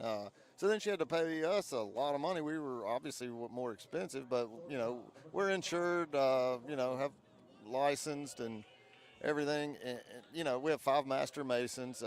We finished the job for them. They had to spend a lot more money, not because of us, but and turned out great. They're super happy now, but not very happy. There's a hard hit ball out to left field, and that's going to be caught for the first out. 1 pitch, 1 out. That's probably I think the only really hard hit ball by Trussville tonight.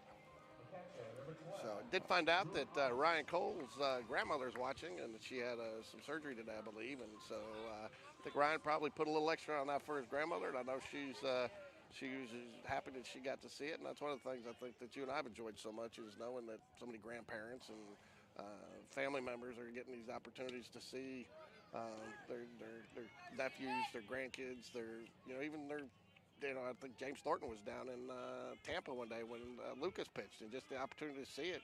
Well, Cole Edwards' parents watched from the swimming pool in the Bahamas. Yeah, I wasn't going to bring that up. You didn't want to bring that up? 0-2 quickly here. I thought you'd at least get a shirt or something for that one. Yeah, I thought maybe a margarita or something out of the deal. You don't look like a margarita guy. I'm not. You look like a Scotch guy, George.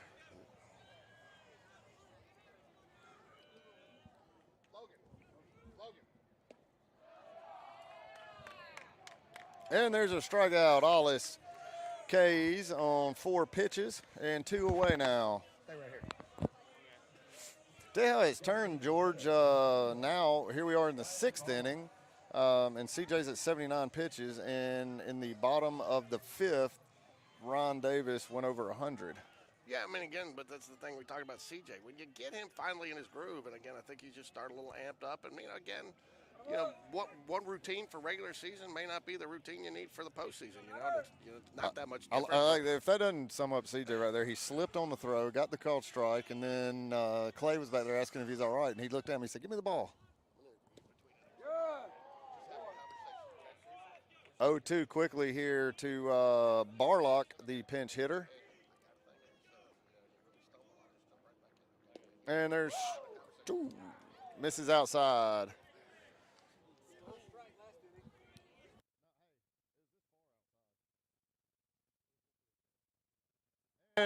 There's a strikeout, swing and a miss, and that's 3 away in the bottom of the 6th. Spain Park's up 5-3 over Hewitt-Trussville. You're gonna get arrested here, Rick. I'm Going gonna to the top of the talk 7th. to Logan Bradford here, JV player extraordinaire. He's gonna get the headset on here real quick. We're gonna talk to him for just a couple of seconds. So, and Logan's has had a really good season so far. And, Logan made the decision, I think, was it this year, or to give up football to really focus on baseball. So how hard of a decision was that for you? It was really hard at the start, just going through the emotions at the start, talking to my family and then talking to Coach V about it. But I think I made the right decision for myself. Well, you did, and your dad, I know he's very supportive and he's very involved in Spain Park athletics. But he's also, he's hands off and he doesn't push you, and I think he was probably their support. So you made a great play, line drive right at you, kind of had to get off your feet. And big guys like you and me don't always get off our feet, but you probably got a little bit more muscle than I got more fat. So Yeah, I try. So real quick, just again, talk a little bit. I noticed you guys coming out, and I think it's great to see so many JV players coming out for, to support the varsity. I know that's happened in the past, but it really feels like this year Spain Park's an entire team. No JV. And while you're playing JV, these guys accept you. They're following you. They're cheering for you, and vice versa. Are you guys feeling that as the JV team? Yeah, it's a whole chemistry and camaraderie between the varsity, JV, and freshmen. You know, we all love each other as teammates and just respect each other to the best of our abilities and stuff. And you know, JV and varsity, we're making a great run. Hopefully, in our JV tournament, we can just win the championship. You know, win as many games as possible. Yeah. When does that start? It starts Monday. We play Festivia at 6. Come out and cheer us on. And that is is the tournament at Spain Park again? It's at Spain Park. And all those games will be played at Spain Park. All the teams from the Metro will be at Spain Park. Yes, and sir. That's Monday, Tuesday, Wednesday, correct? Yes, sir. Oh, yeah. So you've settled in. You seem to have settled in pretty much at third, but you had been playing some other position. Where else have you been playing for the Jaguars? I've been playing left field some because my arm was hurt after I pitched against Briarwood. Watch out. And then and I'm playing a little second base too, you know. So I'm working on kind of utility all around the field. So it's been good.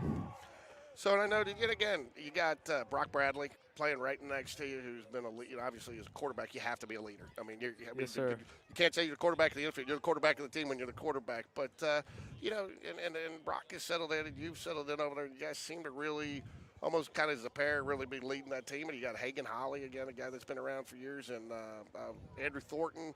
So just a lot of guys, and you played together so long. I mean, do you guys do as much off the field get along as much off the field as you guys seem to do on the field? I mean, it's just been fun. It's been a fun ride with these guys, you know. I mean, every game we play, it's just been a whole, like, it's just been fun. The atmosphere is just crazy with the teammates and stuff. And you got Crawford making jokes about, you know, anything he could think of. It's been hilarious, and it's been a fun season. So last one I'll ask you here is Coach Whitaker. You know, he's one of the things I really, coached his daughter Allie in basketball. So I've known him for a couple of years. But one of the things that really impressed me with him last year is, you know, the learning. You know, he's always teaching. You know, there's always, even when you're up 8 runs, he's teaching you. Have you learned a lot from Coach Whitaker this year? And if so, what's one thing that you really learned that is going to help you be a better basketball player the next couple of years? I've learned, you know, when you're batting, you have an approach, you know, 2-0, try to look something in the middle. 3-1, you know, try to take it the opposite way. You know, just a lot of lessons he taught, and then base running stuff, you know, ball in the dirt, reading, all that stuff. So he's been a good coach for us. And yeah, I really like it. But I remember we got a great coaching staff all around, and you know, Coach Dunn does a great job with the pitchers. Coach Spencer, you know, with his role especially, and you know, and I'll tell me something too. I mean. You know, I know Sean, my son, who's a pitcher, you know, he takes a lot of pride in getting in that mound. And I know some kids, when they come up and they're early, you know, you're doing yard work at home, now you got to do it. But one of the things that I've kind of been able to take advantage of this year is, you know, I got all this gear, so I take my time and I clean it up. So I'm out there I see very few programs do that. I mean, so now that you're kind of up there, do you feel like that's really helped you guys take some ownership and, you know, Yeah. you take a little bit more respect and get a little bit more out of your play on the field? So, well, Coach Spencer does a great job, and, you know, thank you for joining us. And, you know, we expect a lot of big things out of you. You're a great player, and you're still young, and you're developing, but don't get a big head. You know, I know your dad won't let Yes, you do sir. that, but, no, you are. You're a good player, good leader for the team, and the Jaguars, and you'll be with a lot of these guys on varsity next year. We're looking Yes, forward to sir. that. So good luck in the tournament next week, and thanks for joining us. Thank you. Told you, easy.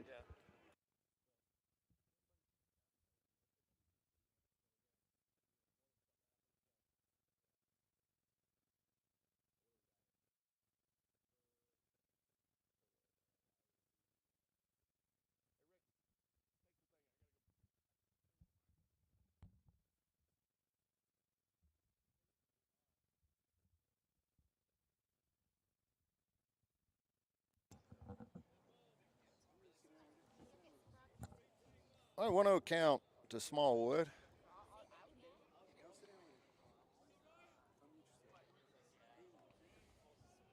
Trussville with back-to-back trick plays unsuccessfully. Man, 2-0 now after the ball.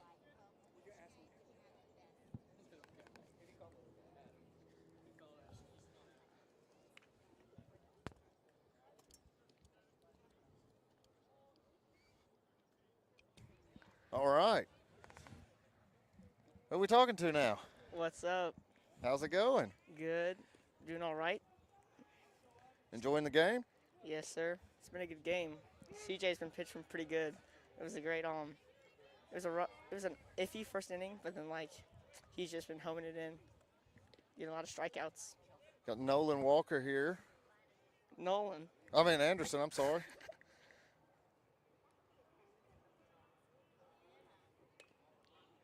There's a bunt, and that's going to be a base hit there. Oh, and there's an error. And that's going to advance Blevins over to third base. Smallwood is going to head back to first. We got runners on first and third now with no outs. Cole Edwards coming up to bat. What do you think Cole's going to do here? Definitely double down the line. You think a double down the line? He's going to get a couple curve balls, and then when he throws on the fastball, he's going to hammer it. But worst case scenario, sack fly.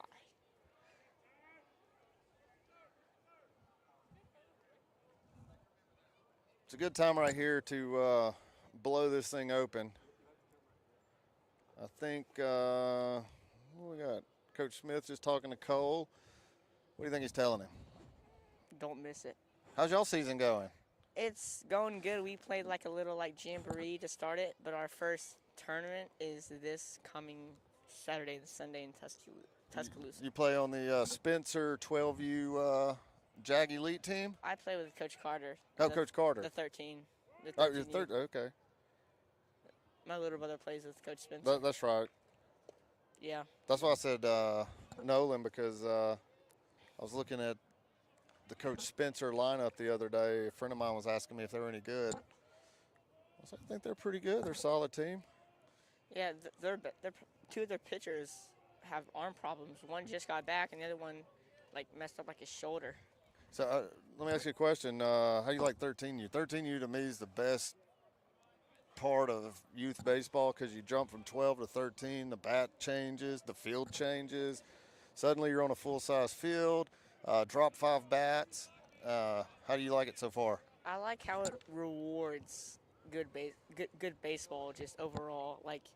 You have to be very crisp in the field to make outs, and it's a longer throw especially.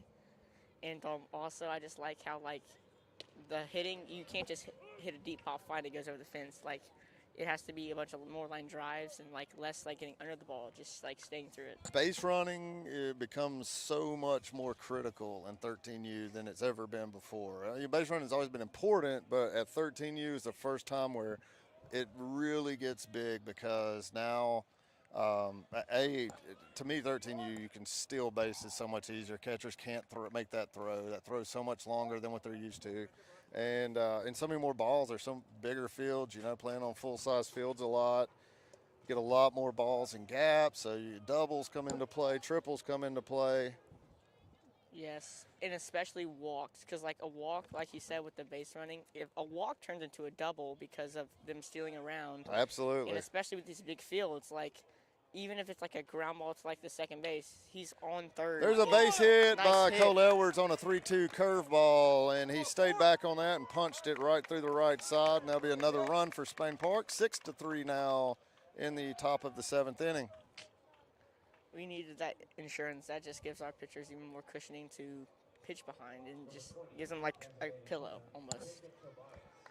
It definitely helps out for sure. And mostly, too, because this is not a great hitting Trussville team. They don't generate a lot of runs. They don't hit the ball extremely well. CJ's still pitching really well. Ron Davis, by the way, is at 117 pitches, and looks like Coach Malden's going to come out and retire him for the day. Tobias has been hitting a bunch of deep, hard hit fly balls. So I hopefully gets all of one. And yeah. But he's probably going to see a first pitch fastball too by this pitcher coming in, and everything he's hit's been back at the warning track. I think the biggest thing Tobias has going against him is every ball is right to the same spot he hits. Tonight, if he could get one in the gap or something. All right, Ron Davis coming off the field, 117 pitches for Ryan. Pretty good outing overall. 6 innings pitched. and did not record an out here in the 7th. Gave up 5 earned runs, 5 strikeouts, 1 walk on 9 hits by Spain Park, and 6 runs total. 117 pitches, 64 strikes. I know he'd like to have that a little higher. That's about 53, 54%. Faced 29 batters. And Argo is in the pitch. I think he pitched Tuesday. Did you see the game Tuesday? I did not. I had baseball practice with Coach Carter. But like you said, the 54 strike percentage, even that, he only had 1 walk, which is still pretty good with 54 strikes. But that, like, baseball's a game of, like, I earned the pitch to hit a 2-0 fastball. Like, I earned that right, and he did not start off by earning an 0-2 pitch that they have to protect. And I think that's what helped us get those 9 hits, by just barreling it up and earning the right to hit a single down in the gap or a double to score a run. It's just, that's baseball. That 100%. That's a great analogy there by you. And see this 9 hits right here? That 9 hits happens because of how many 2-0 and 3-0 counts he started with, which is what you just pointed out. So, especially with a lot of curveballs, so those in the dirt, it's harder to control curveball and fastball. Everyone just knows that. That's why fastballs are done more. But especially with us jumping on the fastballs, like you said, we definitely tattoo them, and that also rewards us with those 2-0 pitches where we expect a fastball. Because if I throw a curveball 3-0, that's giving us a walk opportunity, which is also another base runner, which could lead to a run. That's it. Got a good baseball hat on you. I try to do my best. You try. Your mom must teach you. Well, my mom is like, she knows it, but like she gets it mixed up. Like, she'll think like, so do we just walk them because like they call like time or something? I mean, she's definitely smarter than most. There's a bunt that didn't stay fair. 0-1 now for Jacob Tobias. That looked good. It did look good, but see, if you look over here on this field, it's got like a curve. Giant drop-off right past the foul line. It's on both sides, too, and they've never built that back up. And so anyway, yeah, if a ball isn't sitting there, it's all sloping down pretty hard, so it's hard to keep a ball on the dirt from rolling foul. I heard you played here back in the 90s. What have your experiences been like just around that time? I've got some good memories. I watched a kid for Trussville who was a good friend of mine. I grew up in Trussville, but I went to Irwin because my mom worked there, and watched a kid hit a home run at about 430 feet. And I was telling your dad earlier, guy played shortstop for a team I played for. Ball slipped out of his hand and went over this building behind us, and that was a big miss. There's a good bunt by Tobias, lays it down, and the throw's in the dirt, and he is safe, and that scores a run. Nice job. Oh, it did not score the run. Sorry about that. It's still 6-3, and no outs. Bases are loaded with Clay Spencer up to bat. What are you looking for, George? Let's hope he can pull through with this one. Clay's been pretty hot, especially at the start of the year. Let's see if he can hit a ball in the gap. Just work the count. Yeah, so Clay's a very smart hitter. He'll swing for the fence in times where he knows it's okay to. I think right here Clay's going to probably take a pitch or two. There you go. He doesn't like to swing at first pitches hardly ever. Really loves fastballs. A lot of our hitters. This Spain Park team's the best fastball hitting team I've seen out of a high school team in a long time. And obviously Coach Malden knows that for Trussville. He's called a heavy, heavy dose. He's well over 50% off-speed pitches called tonight. So I imagine here at some point, though, he's got 1-1. Let's see another curveball. Just off-speed, off-speed, off-speed. But now at 2-1, this is a pitch right here where Clay is going to look to try not to do too much. He's going to try to poke one out there somewhere. The infield's all in. Fastball in the dirt, 3-1. What do you think he's going to get right here? If he gets a curveball, he's probably going to walk. So I expect a fastball. So I would be looking dead red fastball right here, especially because he shouldn't walk him because that walks in a run. That's it. And there was a fastball down the middle, and he took it. I think he was comfortable, though, going to 3-2. Fastball was looked pretty good from here. You can't really tell if it's in or out or whatever. But now 3-2, though. Anything close, he's going to have to get a bat on it. Oh, and he swung at a high fastball. But I'll be honest, he kind of had to. The umpires have been so inconsistent back there that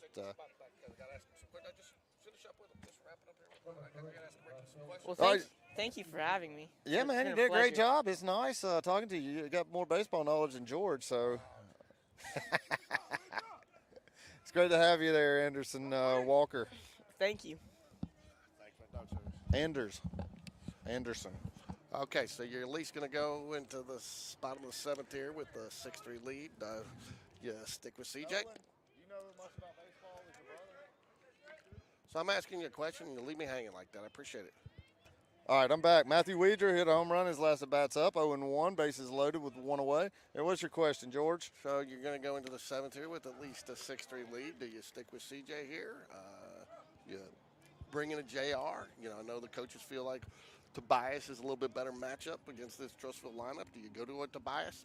Well, I think 100% they're going with JR because they already sent JR down the bullpen. Oh, well, I wasn't here. I didn't see it. Yeah, he's back in now. Well, but he nice went. little setup there. And then you go. I like that. How you did that. You talked to the kid and said he's got more knowledge than me. Then you didn't know when I was down there. Why do you go back in here? You're going to want to separate that out. And that was a phenomenal interview with a 13U Jag Elite player that.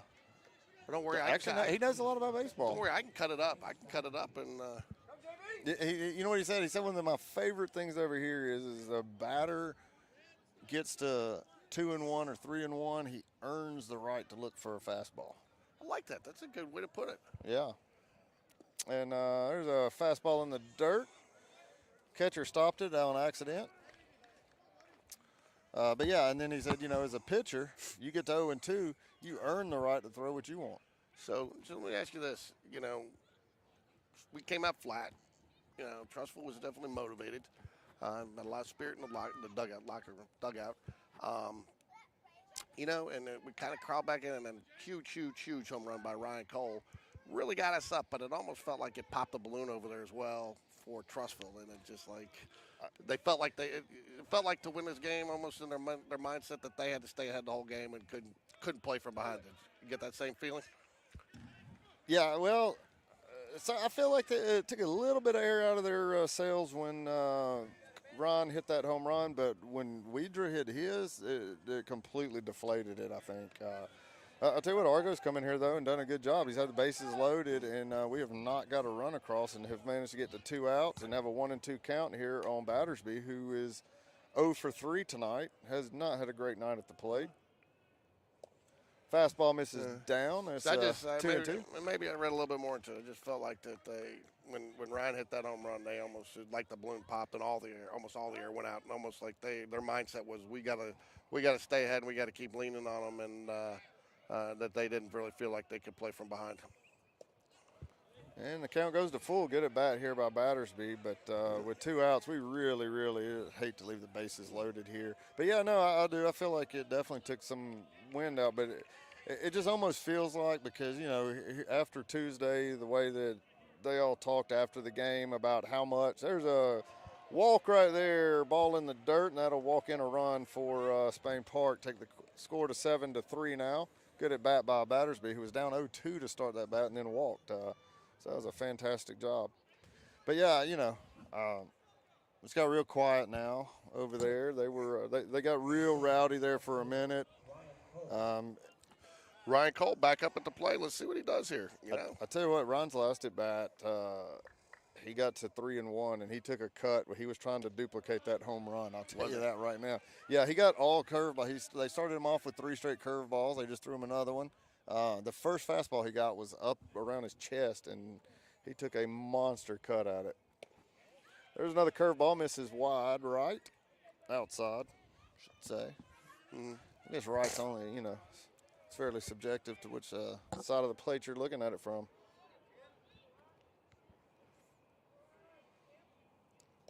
Again, big cut. Big cut on a curveball. And then I really like, and I think that I'm not sure I've ever heard it explained that way, but that's pretty impressive for a younger baseball player.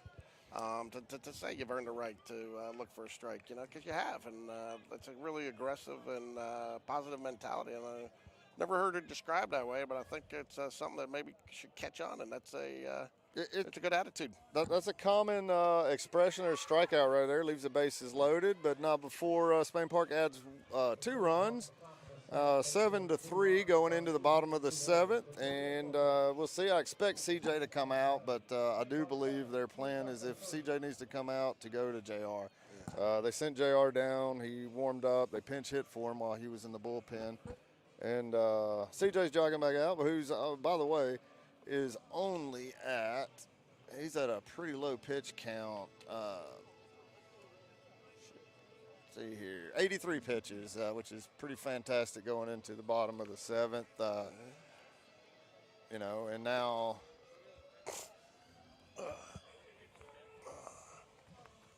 it looks like, to your point, Jacob Bird's kind of come behind us to throw a little bit. So clearly they'll go John Robert, because if that's the case, then that's the natural replacement for center field. So let's hope that's not the case. Let's just go ahead and finish it up here with CJ.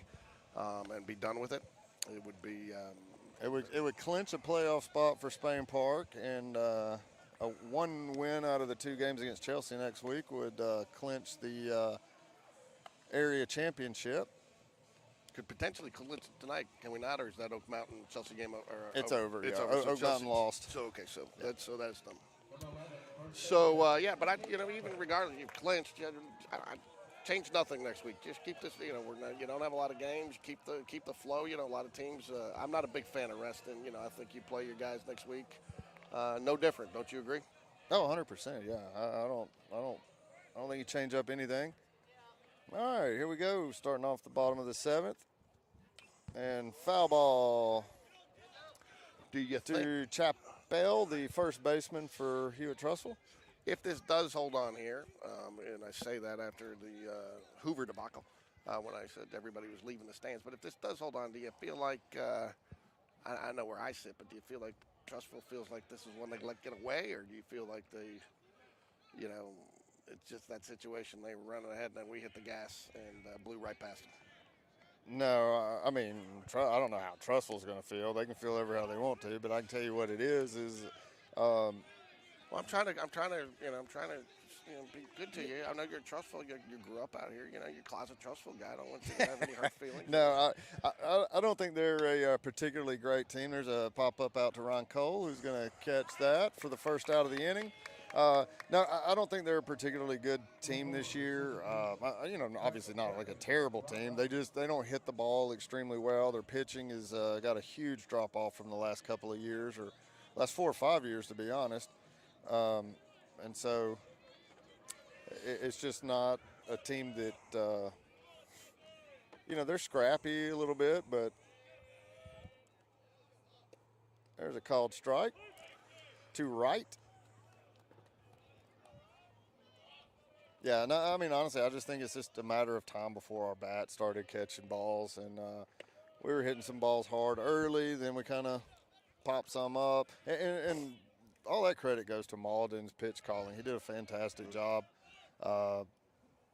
Davis was well over 50% curve balls by the time he left. He threw 117 pitches, just over the 50% strike mark. There was a rumor floating around that Coach Smith's wife was going to watch tonight. She had an obligation, I guess, with their children, and so he's earned this one. He's worked hard these first 2 weeks, and hopefully he'll get a little time off this weekend and spend some time with the family and his kids, because he spent a lot of time away from his kids to develop these, and I know his son's in 8th grade and be playing up freshman next year. But he's done a great job. And one of the reasons I say that right now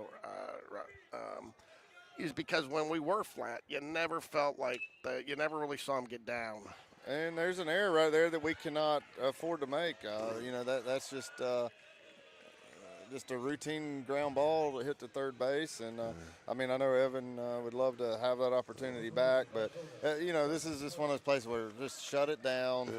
Well, he And, sat back on that one. He didn't come in for it, and sometimes that happens. But again, getting back to it, I think that's one of the things that Coach Smith has done really remarkably well this year is the keeping the positive attitude, and I know it's a big deal for him because coming up through some of the youth and seeing it, and that was stress with all the coaches, but you really have felt it, and haven't heard any negative thing. A guy makes to the point, make an error. Nobody's going to give Evan Smallwood to say anything to him about it. They're going to encourage him, and they lift each other up, and they're almost more worried about making sure the other guys, getting what he needs, and I think that's great, and I think Coach Smith has done a great job with that because I can tell you from some of the other teams, and again, it's not a negative on other coaches, but a lot of these kids give each other a hard time, and they're busting at each other, and that's what high school kids do. But sometimes, there's a right time and a right place for that. But you don't even hear that on this team, and he's really kept the focus and the positive attitudes, and it's really been fun to watch. Yeah, I agree. Coach Smith is out. We've probably, in the last 2-3 weeks, we've run ruled a lot of teams. Mm-hmm. But we had that stretch in the middle where we were beating some really good teams, and they were close games, and almost all of those. Now, obviously our guys went out, made some key hits, made some key plays and things like that. But Coach Smith has called a phenomenal game all year long from third base. Mm-hmm. He picks great opportunities to steal. Yeah, you can just tell he's definitely got a great baseball mind. Because then we've seen some teams here lately in the last couple of weeks where coaches have done some things that were bewildering. And I think it's so bewildering to us because we don't see goofy stuff out of our coaching staff. Setting up what am I trying to say here, George? Bringing all the players over and leaving third base unattended when we got a runner on second base, and just some silly stuff that we've seen. And out of the Oak Mountain coach, don't know anything about him, but I know he had players run through stop signs. Yeah. And there's that's a tough play. Infield hit by Pope. I was going to say, you better not hear error on that one out of you because he beats it even if he makes it. There's no error there. He fielded it cleanly, made the throw, and the runner was already crossing second base by the time the ball got there. Back to their bunting philosophy. They're just doing it with a full swing. And but no, and again, and I've never really had any accusations of this, so that's why I'm bringing it up. But again, go do the Jags Den with Coach Smith on a Monday, and he's sitting in there watching video. Yeah. And then, we'll talk about a game a week later. Yep, we started off, we hit him, and we went with curveball. And he can recite pitch by pitch of everything that's happened. So he's clearly paying attention. I would have loved to have seen CJ. Not paying attention, but he's doing the work. And even to your point, too, and I'll let you finish. I didn't mean to cut you off. But when we run rule those guys, he's spending as much time looking at that video as he does, on that 3-2 loss. Yeah. I'd have loved to have seen CJ finish this one off, but I believe we're going to bring JR in here. Oh, no, Tobias is coming in now. They threw us for a loop, George. Now, talking to Coach Dunn, again, I thought that would be the natural. But, and I'll tell you probably what dictated that right there is, they probably bring him in, they had JR run, but now you kind of almost got to re-warm him up from center field. And again, you got two runners on, 7-3, you're not feeling comfortable. You're feeling, cautiously optimistic here. But right now, center field out there with a few of their hitters is an important position as pitcher because, he covers so much ground out there and makes so many plays. No knock on Jacob Bird because he does the same. Jacob Bird has played a phenomenal center field when he's had the opportunities. But, I think JR brings just a little bit, and again, from the experience and being a senior, a little bit more of a leadership, because he's been out there so much longer. The only reason I like JR better here is because Tobias and CJ have about the same fastball. They're both in that 81 to 83 range, and JR's, he can be in that 86, 87 range, and sometimes that matters, sometimes it doesn't. When Jacob is throwing his curveball for a strike, it is really, really good, and let's hope sometimes he's he honestly, when it's called, he's been pretty good with it. It's not a pitch he usually has a lot of trouble finding. So no, and I get the one thing, and I tell you, Coach Dunn actually talked about and it was actually maybe he's listening to maybe Coach Dunn's a closet Ricky Strong listener because you know how we've talked about. You talked the other day. I can't remember who it was. Somebody at Auburn. And we got to get 3 innings out of you. We got to get 4 out of the pitcher. We need you to figure out how to get even when you don't have your best stuff. Right. To talk to Coach again, he doesn't reveal a lot of information. We talk about just some generalities and stuff. Because it's not fair to players for a coach to do that with us. But they just give it a little bit so we can talk intelligently. But Jacob tends to, he's a starter. So sometimes those guys take a few pitches, a few batters, maybe even an inning to kind of settle in. And, Dunn said that, he kind of challenged him and just it was really, he changed his mindset just a little bit. And that's why they feel good about him coming in the relief now because, he just had to, not that he didn't There's have a bunt that goes foul. Not that he didn't necessarily have the ability to do it, but you just see it, kind of look at it from a different perspective coming in that closer's role. Or not closer, but relief role. Absolutely. And but I think good thing about Jacob is he's knew he was going to be the reliever coming into this. Down there we can't see because of the trees, but he's been down there throwing, I think, for a little while. So should be good and warm. He's ready to go. He's throwing strikes right away. He's got a quick 0-2 count.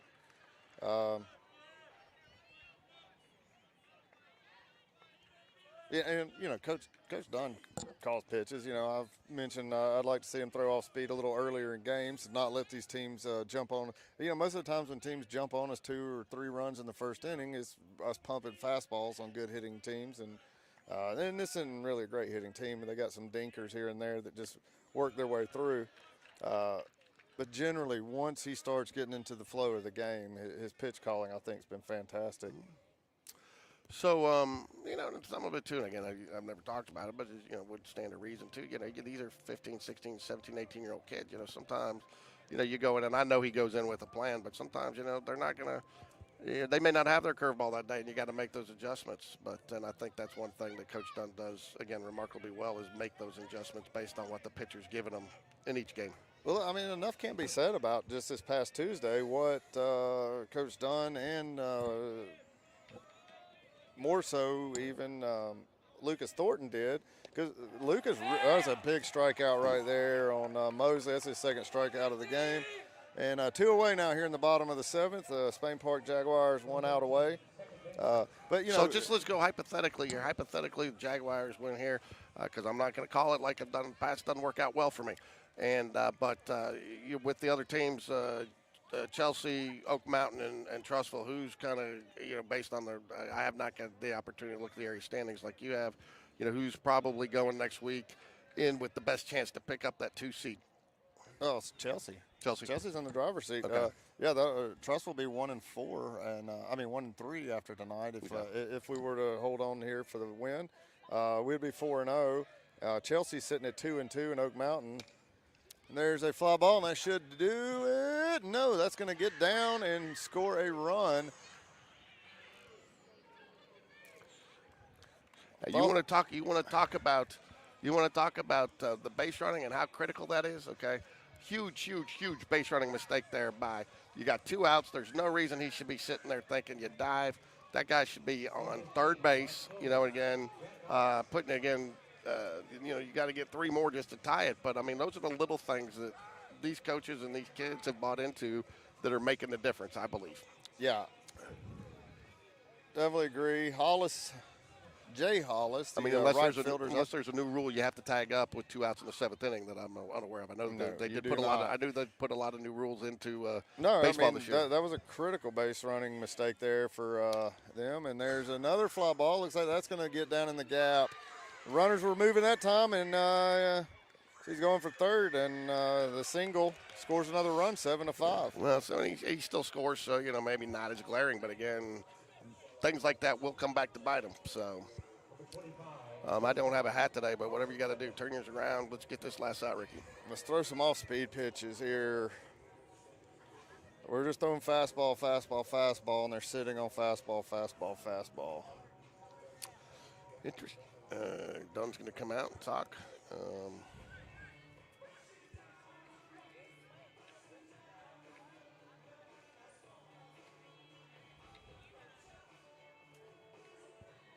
I mean, I don't know what he's really talking about here, unless he's just, feels like he's missing his spots or something. But with the fastball, but it's not. We're not making errors there. Those were just balls hit right in the gap. They weren't hard hit, just kind of shallow right center, shallow left center.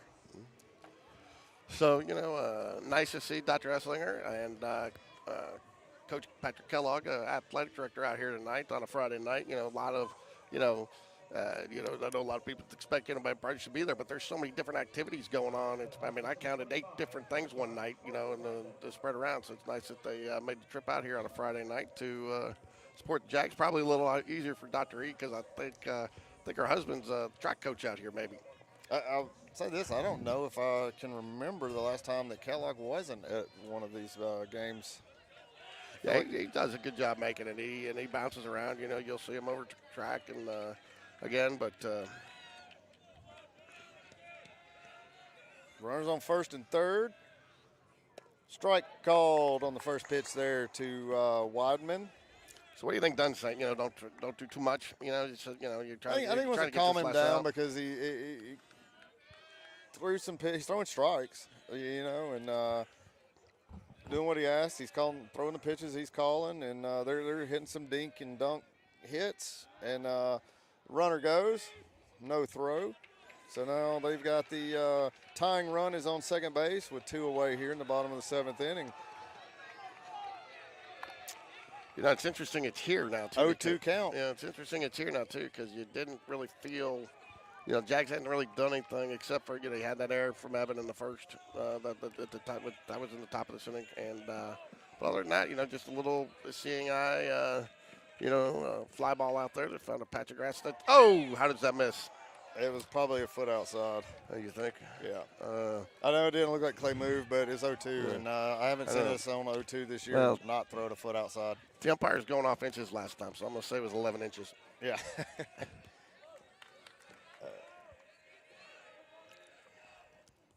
And the curveball misses wide. 2-2 now. That's you feel like some umpires are a little reluctant to ring a guy up on the last pitch like that. That one I don't feel like was a strike, though. Clay looked like he had to stretch across, and I do believe he was probably already set up a little bit towards the outer half of the plate. There, that's a good pitch and a really good cut by Waterman to stay alive. Mm-hmm. I tell you what, right here, I'd like to go with a just above the belt fastball, maybe up around the Trussville logo there on his jersey.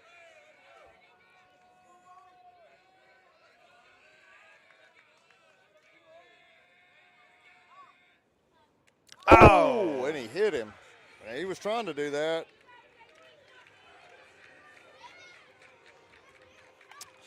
That's not what you wanted there. No, bases are loaded now. The go-ahead run's on first. We just really got away from him. They're going to bring a pinch runner in here for Weidman. Yeah, that one definitely did. Tried to overthrow that one a little bit. He wanted that strikeout. Put a little extra on it. He had a pitch in his pocket there, so. I don't know if you noticed the last 2 games, because I didn't tell you, I'm surprised you upgraded your headset. Oh. Did not realize you were using one of the older ones. We had one that had less use than when I was packing up. So upgraded you, and you sound much better. It's got a voice changer in it, so. No, just add a little intelligence to it. Oh, well. Might take this with me then. I could probably use this every day. All right, 0-1 after the foul ball there. Well, if you like suspense, you got it right here. Bases loaded, 2 away. 0-1. Looked like a pretty good pitch. He's called that a strike multiple times tonight, and he's also called it a ball multiple times tonight. I was going to say, it feels like he's tightened that zone just a tad here. Yeah. Well, he's been pretty inconsistent.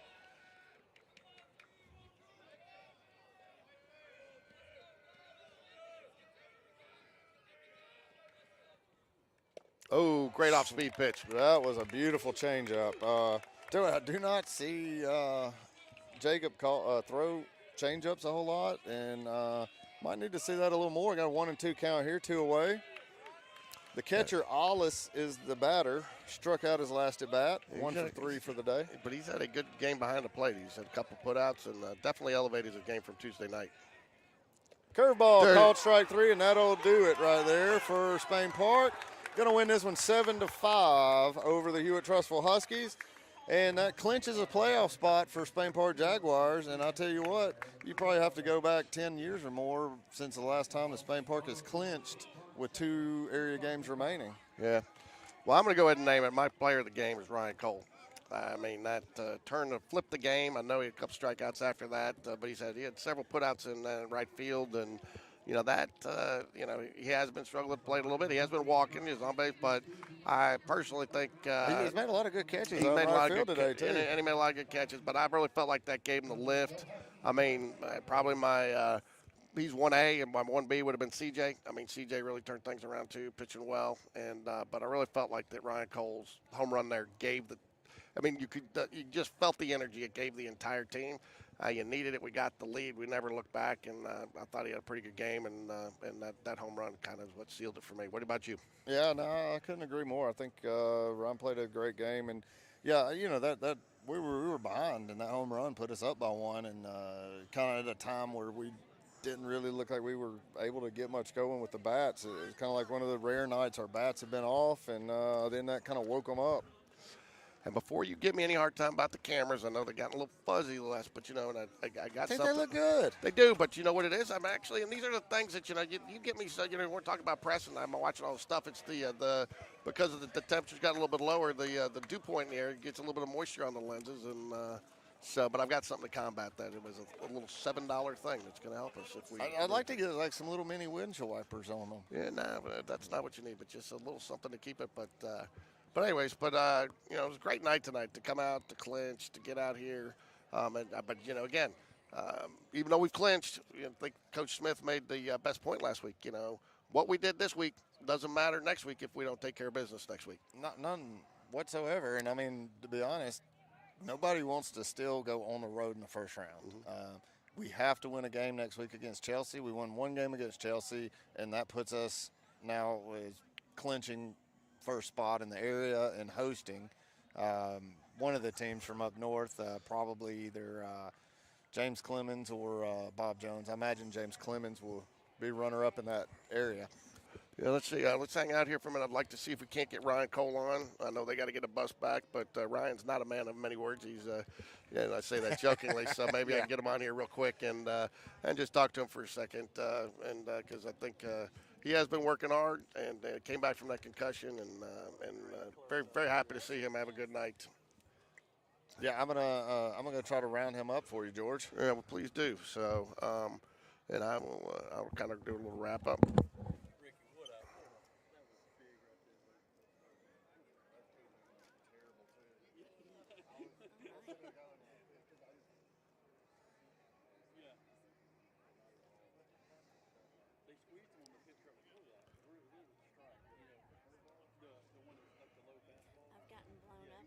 Jobs, and I talked to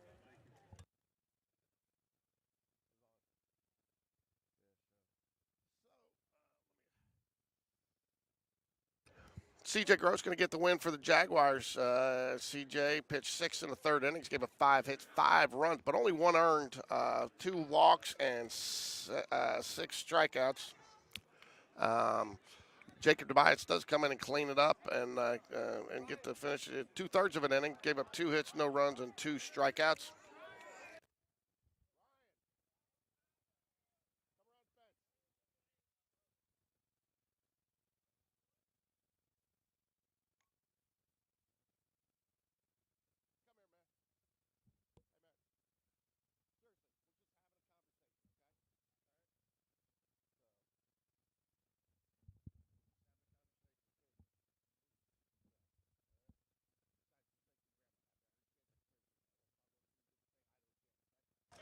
All right, I'm joined by our number 10, Ryan Cole, Game Day Sports Radio, player of the game today. And, You know, Ryan, we joke around about you. I hope you don't take it personal because I say, you know, the money ball, and you're probably too young to even know what that movie is now. But that's what, you know. But you get on base a lot. You got great on base percentage. You see a lot of pitches. You probably top 3 on the team and quality at bats. And you know, last couple of games, you know, you foul them straight back, just missing. But you connected today. How did that feel? I mean, that was freaking awesome. Like, I mean, I've been good. You good? Good. I mean, that was awesome. I mean, I've been working on just staying through the ball because, I mean, you know, like you said, I've just been fouling it just barely. And tonight, I guess it just clicked for me a little bit. So do you think, and again, I mean, when you go up there, and I know you're looking at the pitcher, and you think they said, not this guy again? Because, I mean, you are seeing a lot of pitches, and you're fouling them back. And, I mean, you've had several at-bats where you start off 0-2, and you battle, and you draw the walk, and you've had some where you start 3-0, and then you got to battle and get the walk. But do you see a little look sometimes from later in the game, man, not this guy again? I mean, I don't think they would expect a 7-hole to go deep, but, you know, that's just where they put me in the lineup because they want me to see fastballs, and that's what I did. So again, I don't want to harp on because I don't personally think you've been struggling at the plate, and I think a lot of it. This team is really. I mean, you're around a lot of great hitters, right? Yes, and you're doing your job. Absolutely, yeah. And but you had a great game in right field, but. Talk about your teammates a little bit, what they mean to you, because this whole team, I mean, you guys support each other. It's almost like you'd rather see your teammate, the guy behind you, go deep than you would, but because you guys lift each other up so much. So talk about what your teammates meant to you. Well, you know, like me, Evan, Cole, JR, we were all brought up on sophomore year, and I think us 4, I mean, have just been really close ever since that. And not to mention the juniors. I love all the juniors. I mean, they're awesome supporting us, and everyone. I mean, I have no problem with anybody on this team. And I love them. You guys have been awesome with the juniors, too. I mean, you guys have been you're challenging them. I mean, I think you guys have an expectation for them next year. You won't be here, and I think you guys have looked at it. Again, that's the sign of a true team. So, hey, man, leave them alone. Seriously, leave them alone. So, sorry, got guys messing with him, man. We'll take him out, man. We got a little putting fries down my shirt. We got a little Game Day Sports Radio enforcement squad that'll take care of that for you. Don't worry. We'll wake up tape to. Always messing with me. But again, just sitting there, just talking about that. Again, you got some of the guys, and so. I mean, that's what we do. I mean, we just mess around with each other. I mean, that's what makes us so close. I feel like we just mess around with each other. 2 more, I'll let you get out of here because I know Coach Spencer doesn't like to be late on the bus. But, last year you guys went into area play, did not play well. This year, and everybody, area, and it is. It's pressure because you can go 25-0 and then you come in here and matter 6 games or vice versa. Yeah, but, absolutely. You guys have been serious. You've approached it with a sense of urgency, but you don't seem to be as uptight about the area. So what's changed from last year to this year to get that mentality? I feel like we just put so much pressure on ourselves last year that it just didn't work out for us. But this year I feel like we've kind of been more laid back, and I feel like Coach Smith has just told us to just, there's no pressure. I mean, we're up 3-0 in the area, and, there's no pressure at all. So I just feel like that's really been the key for us. Well, you've been playing great. You're a big, huge part of this team. You're a huge part of their success. I was very happy to see you get that home run because I know you've been working hard. And again, you do a lot of things for this team that sometimes aren't seen on the score sheet or whatever. And those are important because again, you're making a lot of players around you better. Yeah, but I know you got one player in your family that you probably want to say something to. I know I've heard she's watching, and I think that home run was probably a little for her too. You want to say hi to somebody? Hey, Nana, I love you so much. I think she have some back surgery today. Yeah, and my Nana also. My Nana had back surgery. Okay, so. well, we hope she's healing, but I heard she was watching, and I know. And again, that's one of the reasons we did this. My mom passed away a couple years ago, but and I know she anytime she could, wanted to watch, and so that's one of the reasons we try to do this because it's important. I know it means a lot to you guys. We're having fun doing it. This is a great team. Great night, Ryan. So, but don't get a big head because we need you next week. So, Yes, but go Jags. Yes, sir.